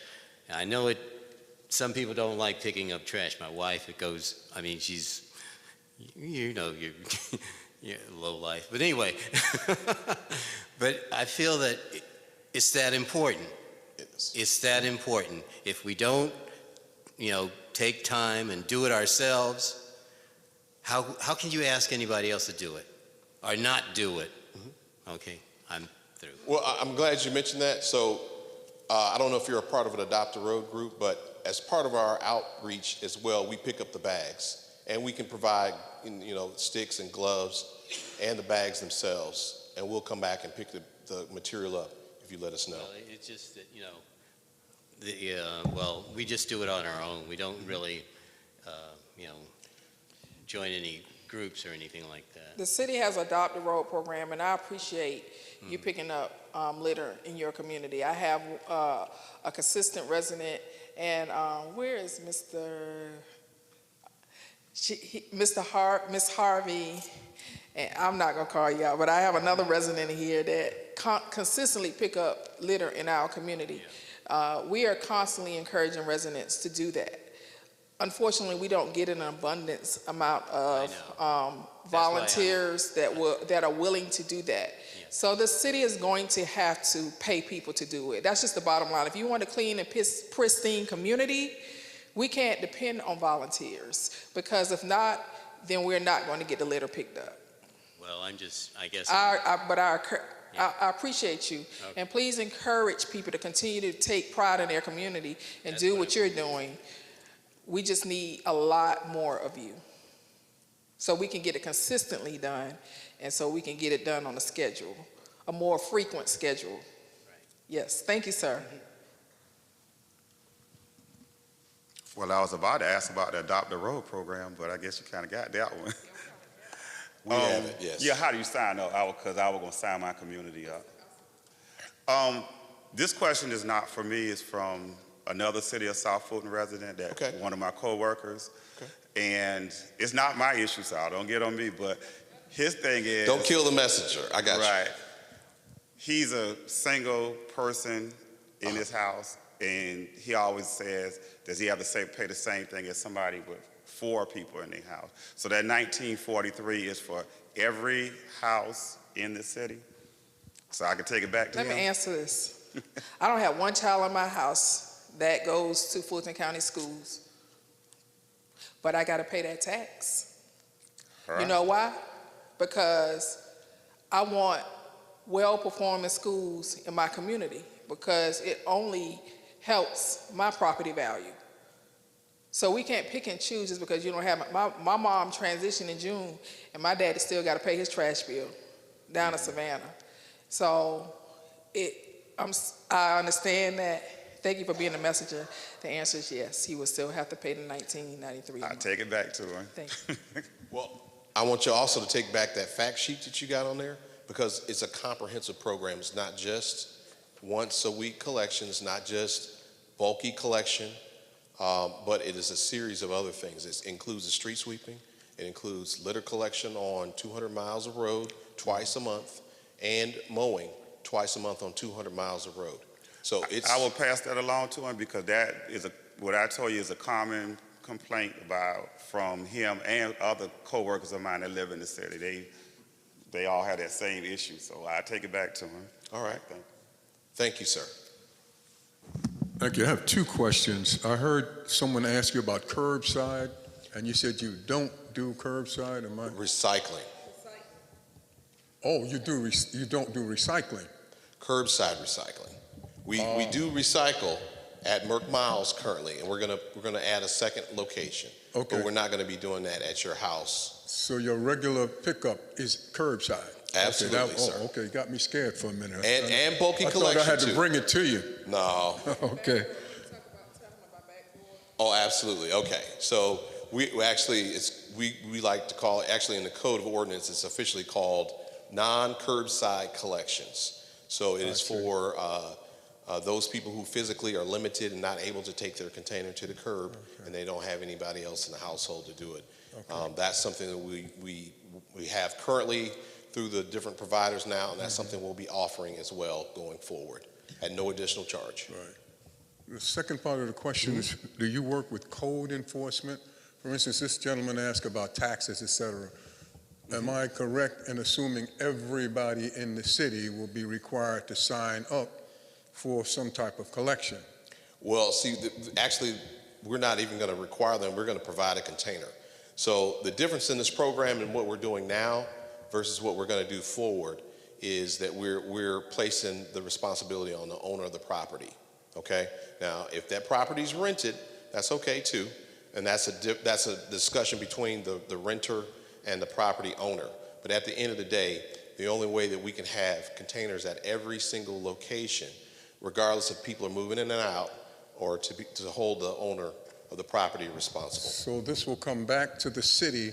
You mentioned renting. Well, I don't want to get too much Let me make it into that. easy for you, because we want to. If you have a tax parcel, yes. we're going to deliver the trash cans based on tax parcels. We're going to bill based on tax. We're no different from the city of Atlanta. We're no different from Sandy Springs. All right. We're no different from these other cities that are doing the same thing. And we're not going to get into the business of collection, and let me tell you why. And I was trying to be quiet about this. What I found out, 2 things. When GFL got upset because they didn't get the bid, what they did was do a query of the accounts, and they found that it was about 3,000 people in the city that wasn't paying their trash bill. So they had a high debt of people that was 30 to 60 days delinquent. So what they did was they interrupted the services for those. They made a business decision on their part to interrupt those services until those people got caught up. And that's how people started complaining in some cases, in most cases, not all cases, that their trash wasn't being picked up because they had delinquencies, and GFL said, we're not coming to get your trash. And in some cases, they were just picking up people's trash cans. And when they called and asked, where's my trash can, they found out they had delinquencies. And so the other thing, we had a community, the last community that came over to the city of South Fulton, and I didn't know this. I asked for the contract, and to this day, I still don't see a signed contract. This city, and the council members didn't know this, was paying trash bills on behalf of this community. They kept up so much ruckus about trash when they were transitioning to this community. And a decision was made by who? Not the council, because it didn't come before the council and we didn't approve it. They were paying trash on behalf of this community.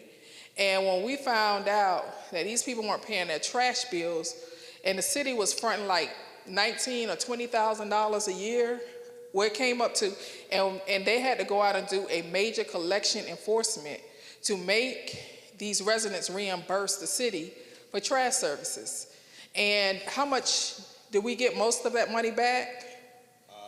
Most of it, we actually ended up cutting off about 40 people, though. So he said they ended up cutting off about 40 people. And this council didn't know that we were paying people trash bills and waiting on them to reimburse. So as a result of that, best practices of other cities is to just allow our tax commissioner to send a separate bill from property tax bill just for sanitation, and it's paid annually, and let him be responsible for collecting on our behalf. So everyone will be paying to Commissioner Ferdinand? Commissioner Ferdinand will be responsible, just like he is for taxes. Yeah, for others, not on the tax bill, because he does not put sanitation on tax bills. Right. It will be a separate annual bill. Okay. Well, we know the money will be collected if Ferdinand's collecting it. He's the best collector in the state, so everything will be collected. Okay, that was enough said, huh? Okay. But you know, seriously though, we can't ask for you to pay for somebody else's service. We can't do that.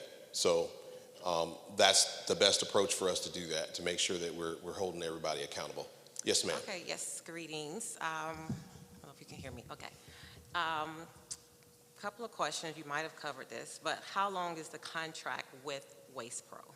It's a 4-year contract. A 4-year contract, okay.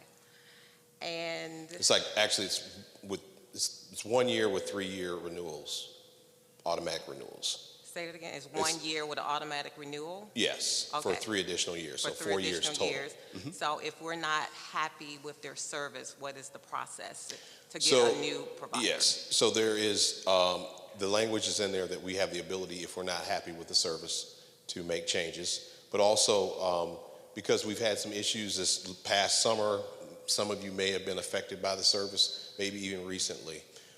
We have basically, and it's part of the presentation here, I don't know which page it's on, but it's near the end, that has an outline of the fines that are associated with it that are in our agreement. So if they don't perform the service, we give them 48 hours. And the program that Bob talked about, Track Easy, when you put that request in is when the clock starts. So they have 48 hours to settle up with you, meaning provide the service. So my question is, if we're not happy with them, not talking about the fines, you know, we've gone through the process with the fines and people aren't happy and people are complaining about the service, how do we fire them and get a new company? The city will fire them. The contract. Well, I'm just saying, well, we're the community, right? So you all are representing us. So if we, the people who you represent, is not happy with their service, what is the process before you all automatically renew? So what would be that process? If we're not happy with the service, if their contract expires, it's well, I guess you didn't say it was an automatic renewal. is it an automatic renewal at the end of the year, or are there certain things Let that me have to answer be this met? question. Let me let you finish speaking so I can answer your question. Okay, you can go on, madam. Go. You finished? I just I want don't know. I mean, I was trying to talk, okay. but you were interjecting. I'm waiting. I'm quiet. I know, but I'm quiet now, so you can go on and speak. This is a government, so we have an opt-out clause. So what that means is the contract is with the city of South Fulton. The reason we're moving away from free market and the reason we went through a bidding process and we chose this vendor, because they're working for us now. Us being the city of South Fulton, which means you, the people. And we had to go through a fair bidding process to select them. So the answer to your question, yes. Make sure I'm answering it. You said if you're not happy, if they're not doing what they're supposed to do, if they're not answering your customer service calls, how do we act on behalf of you, the people? What we have is a contract. If they breach the contract, we do have an opt-out clause. Okay, so the process of them breaching it. So is it lined out, if you don't do this, then the contract is breached? So I'm trying to get clarity about what are the steps what are the things that would need to happen to where they would breach their contract and we can then get another company? Okay, for one thing is you, the people, if your trash isn't being picked up on time, if they're missing your pickups, if they're not doing what is outlined in this contract, the way that we will know that is if you all complain. When they come to the houses, they're going to have cameras and everything on this truck. So if they're not doing what's outlined in the contract, we have a city attorney. And the city attorney will help us opt out of that contract based on these documented findings. And how we document the findings is on the top of these trash cans, there's a phone number and there's a QR code. If your trash isn't being picked up, if you're not getting trash can replacements, if you notice anything else is happening, report that to us being the city of South Fulton, so that we can get documented proof, and then we have a case to opt out of the contract. See, right now we don't have a contract with anybody. So when people complain, and they're not working on behalf of the city, you the people, they're working on behalf of you and your contract that you have with them. So that's different now, because now the city of South Fulton can hold them accountable. We can also, in the contract, and I will be happy to send you a copy of the contract, because it is public information. In the contract, it says that if they miss your trash within 48 hours, we can also fine them. Okay. So I would definitely like a copy of the contract. I'd be happy to send it to you. Great. And then here's the vendor, if you have any questions of him too. Okay, yeah, I mean, he can address the contract. I was just going to speak to the process that you were asking about. The process is, the clause in the contract is a breach of contract. If we fail to live up to the terms that are spelled out, the city notifies us, hey, you're in breach of the contract, you're not doing X, Y, Z, and here's the documentation of that. We have a certain fixed number of days to cure that breach. If we fail to cure that breach within that time frame, then 30 days later, they're putting out a bid for somebody else. Okay. It's just that. It's like that. Great. We have to do our job. Thank you. And then we had this contract, just to let you know, I'm going to send you the agenda, I'm going to send you the minutes, the agenda, because the contract had to come before council and be voted on. When did we vote on this contract? It was... actually, just January. Yeah, it was on the agenda. It's already out there. It's in the public. Yeah. I mean, I would just have to, totally be honest. I mean, I've been living in the community over 30 years, and I have been, totally not involved with what's been going on with the city. It's okay. But, I'm here today, and so that's my what plan matters. is to be more involved moving forward, so. And we're happy to have you. I'll make sure that you get the information. And again, to sign up for my newsletter, I gotta take this back to. I was not. Yes, but he's next. You've already asked the question. But I'm not done with my question. Yeah, I'm gonna do it when you get finished. If you don't. Okay. Yeah, I was just gonna go ahead and walk it back. I'll try to be really, really quick. No, you're fine. So,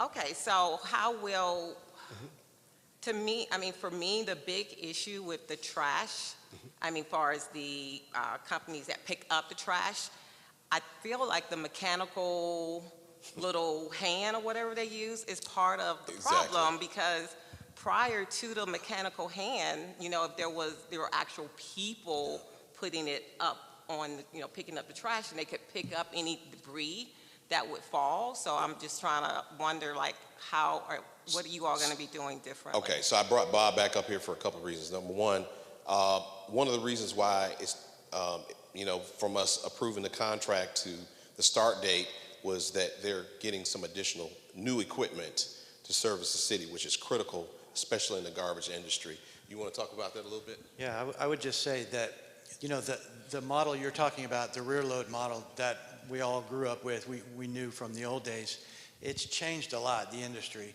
The pandemic really hurt. It's very difficult to get anybody who will do that job anymore. It used to be you had guys, they'd get back there, they'd work all day long. You just can't find anybody to do it. Number two, there's a liability. We've had people get killed on the back of those trucks with the arms, the automated system. The guy never leaves the cab, so he's much safer, which means that translates to cheaper insurance costs, which translates to the rate that we charge the residents. So we do have the rear load models, but they're much more expensive. You're paying two guys instead of one. The trucks are still $350,000. I mean, so it's just a matter of numbers, that it's just better to do it that way. And so how do we these get guys the trash that falls to the ground? Well, How is that? What we asked for is that only bagged material go in the cart, and we're only collecting what goes in the cart. So if it's out on the ground, we're not going to pick it up. But it needs to be in a bag, and if it is, I just see that. yeah. So. Okay, so basically in a bag. Okay. Yeah. So I will say this too. So this is our second series of meetings. The third series of meetings, we're going to go out and talk to people and educate them on how to best use the service. And one of those things is to never put a bag on the top. So a lot of times what happens is people will stack bags, and I actually saw this in Lawrenceville the other day. These people had 4 bags on top of their garbage can. Okay, so with that, when the machine does this right here, guess what happens to those bags? They end up on the street, they blow down the street, and that's where the litter is coming from. But we want to make sure that everybody understands what that is and why that's important to make sure that material is containerized. And that will alleviate a key piece of what you're talking about. But it looks like we're going to still have the same problem, basically. I know, I mean, you can tell people to put the trash inside of a garbage bag and not put anything loose in there, but it appears as though we're going to really still have the same problem. If a bag comes out, most of the time our drivers will get out and get that bag. If it's loose in there and not bagged, then it goes all over. Yeah, what can you do? So, okay.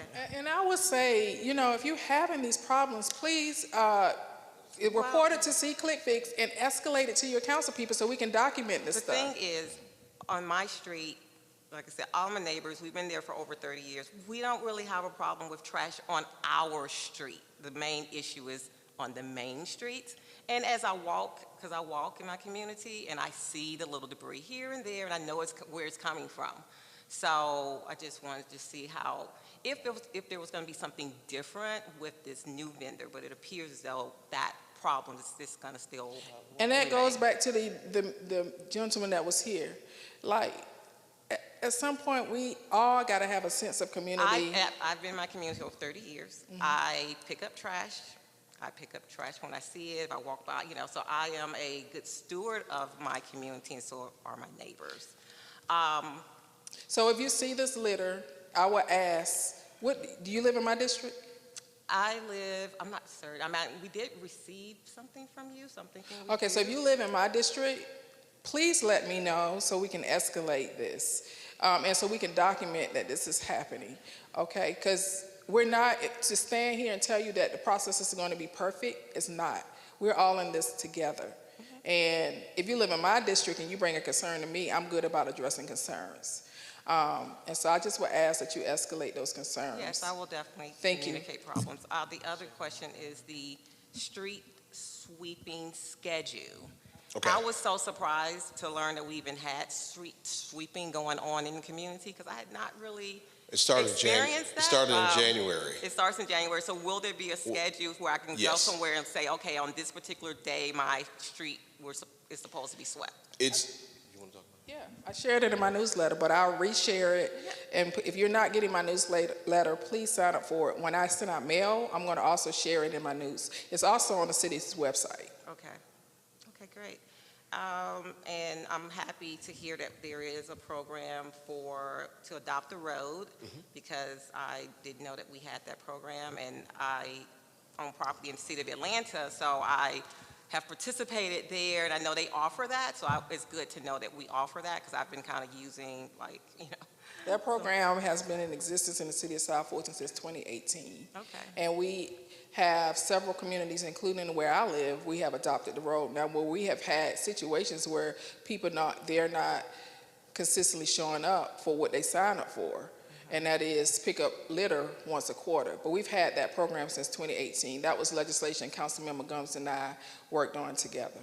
Okay. And that's on the website as well, under Public Works. But I'll make sure that in my next newsletter, I'll share that information as well. Okay, great. Thank you for answering my question. All right, thank you. Let me go back to. You need me to bring the mic? Let me bring the mic to you so that the people virtually can hear you.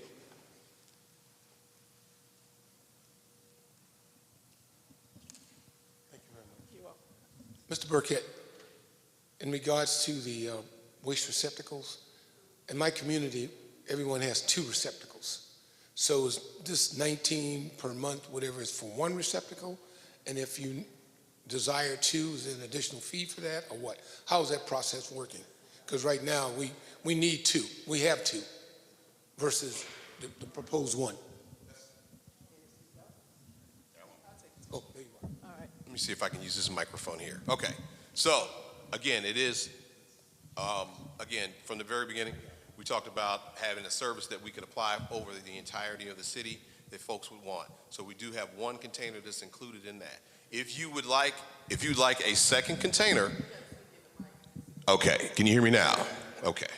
So if you would like a second container, you'll be able to request that using the QR code on top of the can. And it's an additional $10, I think, and 17 cents per month. Okay. And that would be a direct contract that you would have with Waste Pro to provide that additional service. So what we're doing through the tax commissioner will be the base service for everybody. Any additional services that you would like, you would contract directly through Waste Pro, but you would be able to access that through the QR code and the phone number on top of the can.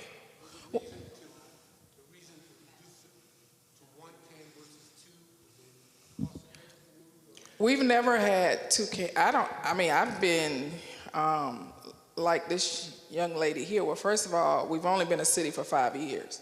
And so most people who contract with vendors, they're only getting 1 trash pail. I only have 1 trash can. If you look at your bill, you're probably paying for 2 unless you're recycling. You're paying for everything. And if you're not, please reach out to me so I can research that. Because if you have GFL, and if you're getting extra pail, if you're getting anything other than 1 trash can, trust me, you're paying for it.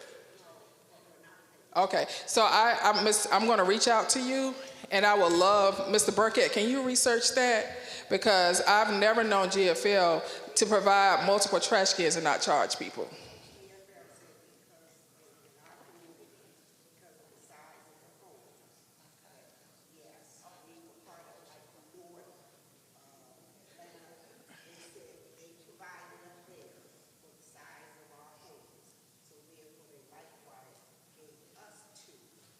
And that's Champion Park. Can you please check into, the state side. And that's even more problematic because I know everybody else is having to pay for additional trash cans.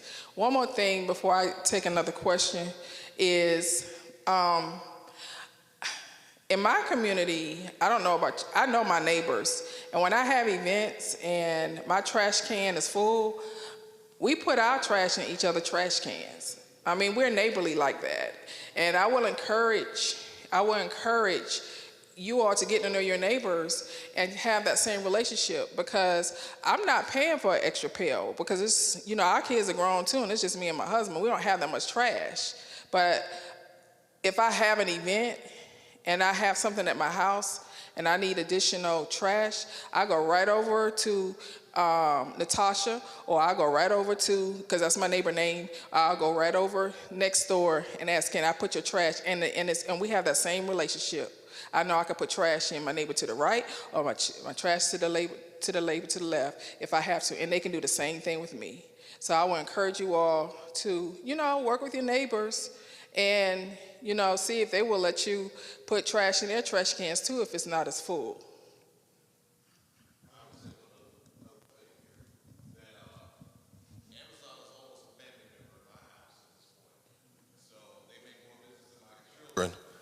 On many occasions. So that material, that stuff comes in is recyclable. It's cardboard, and that's recycled anyway. Material, if you get an Amazon box, that's 100% recycled material.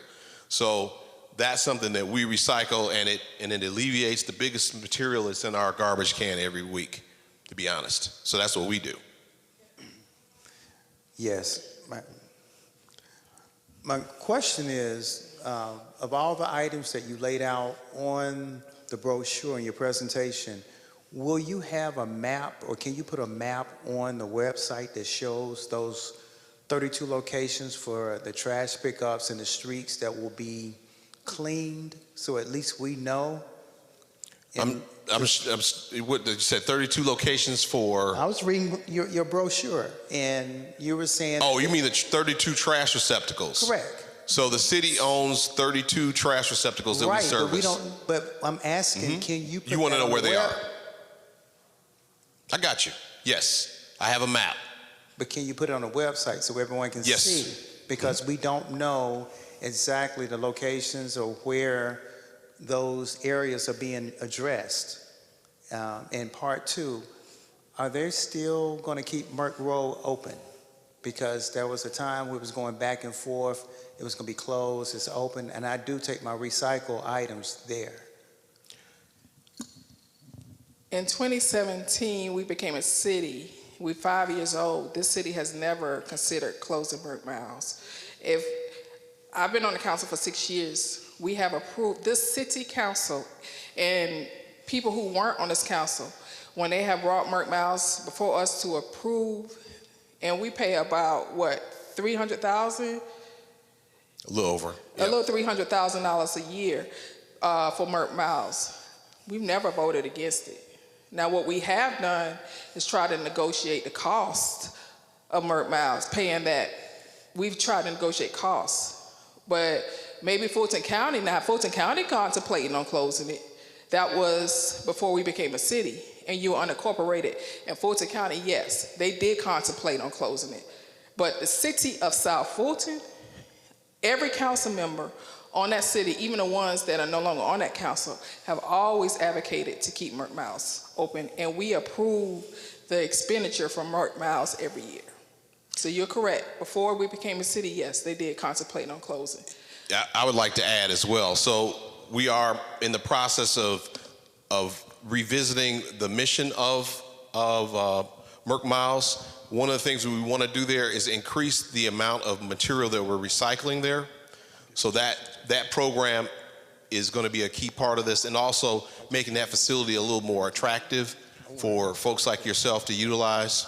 So that's as part of this as well. And then also that's included, the operation cost of Merck Miles is included in that dollar amount that I quoted you earlier as well. My question is real quick, and it's to our city council person, Ms. Willis.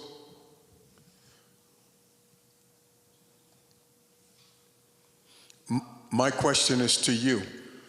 I assume, and I could be wrong, they say never assume, that the reason we all got here and we got this far with sanitation is because of your hand in it.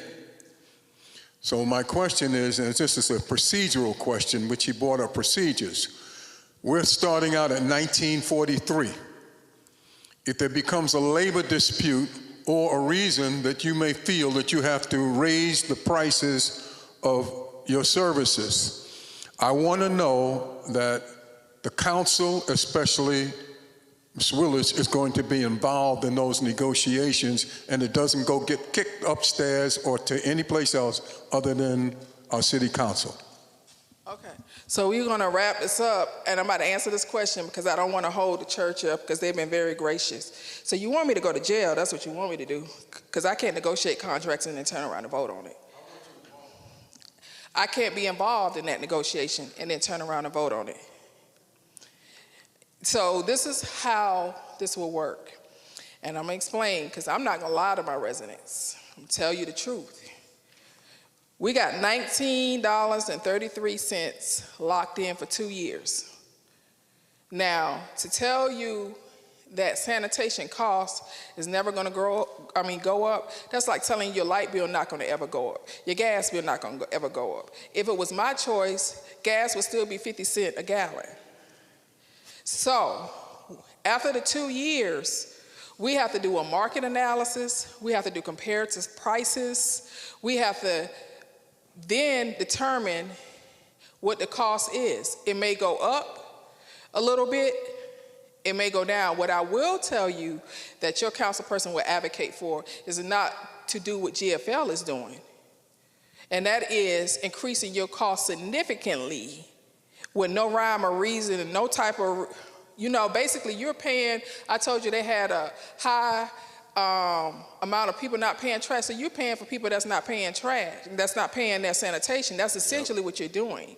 And so what I will promise you is that I will advocate to make sure that we do not, if it's $19.33 a month now, I will promise you that I'm not going to tolerate your sanitation bill being $25 a month next year. So we will have to look at the market. We will have to do analysis. We have to look at comparative costs. And to tell you that it will never increase, that's not true. But we have it locked in at that rate for $19.33. And we will do everything in our power to make sure that it stays affordable. I've advocated for that from the beginning, and I will continue to advocate for that. Okay. Thank you all. Yes, can you please? I'll bring it to you. And we're going to wrap it up because I don't want, we have to get, Hi, Mr. Burkett. You talked about supplies for those who pick up and do trash. How do we get those supplies from you?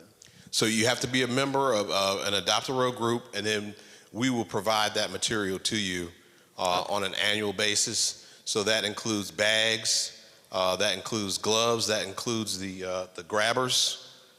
And then also, you'll know how to put bags out in the community and let us know, and then we'll come pick them up the next service day. Okay. That's the program. So it's on our website, and then if the councilwoman can help you with that as well if you're interested. Okay. And Public Works website, yes. And the only other thing I didn't quite understand, when it says twice weekly trash receptacle service in 32 locations, what does that mean? So what is that? The gentleman over here asked me about that earlier. What we're going to do is incorporate a map on our webpage, but we have 32 trash receptacles throughout the city of South Fulton currently that we service. We did not have them on a schedule before, but because of this program that we're moving forward with, we're going to be servicing each of those locations twice a week as necessary. Does that mean I can take my trash and dump it there? It does not mean that. So these are typically pedestrian oriented. So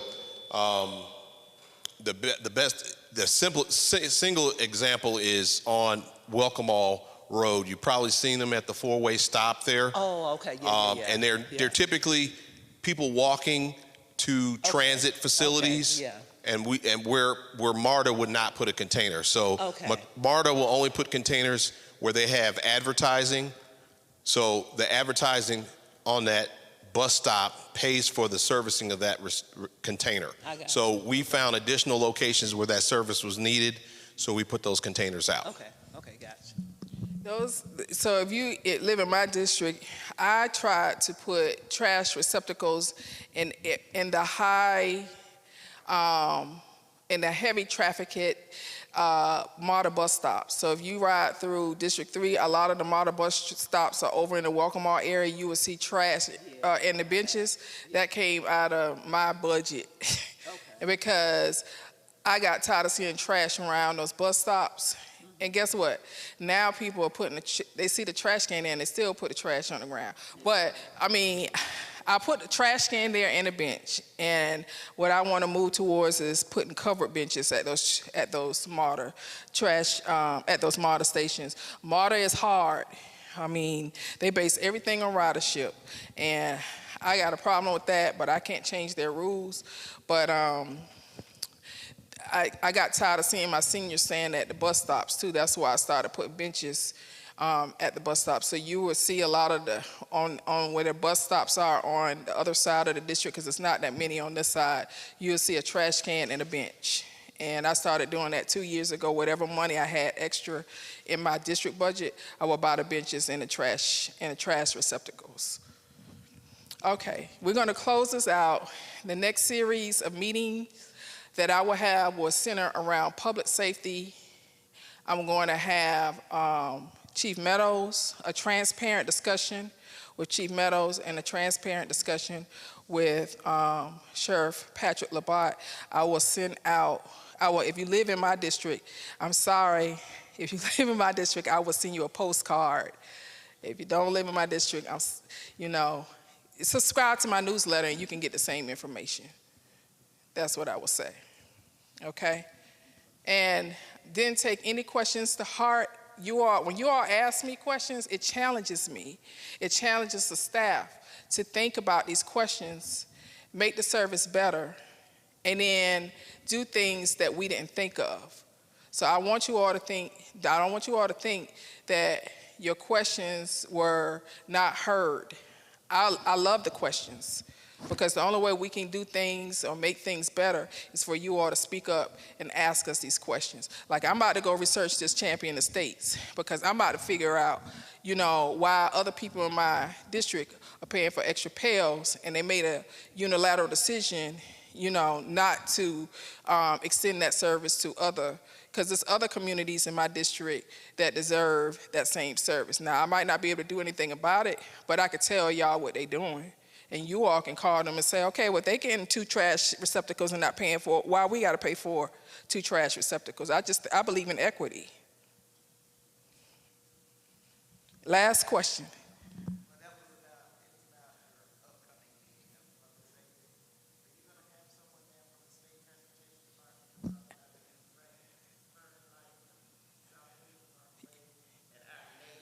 What time did you get here?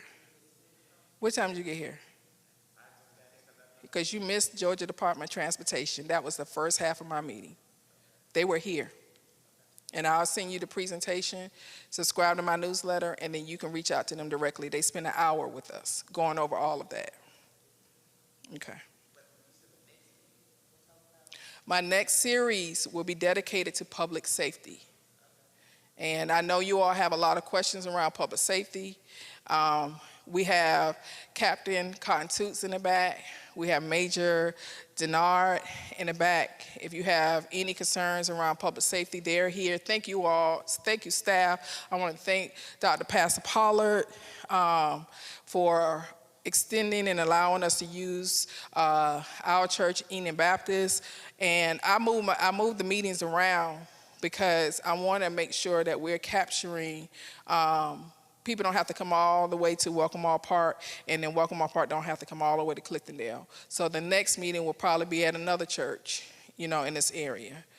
So, but the public safety meeting will only be I will only probably have one meeting, because they have to go to every district. And then Sheriff Labat is responsible for the whole county.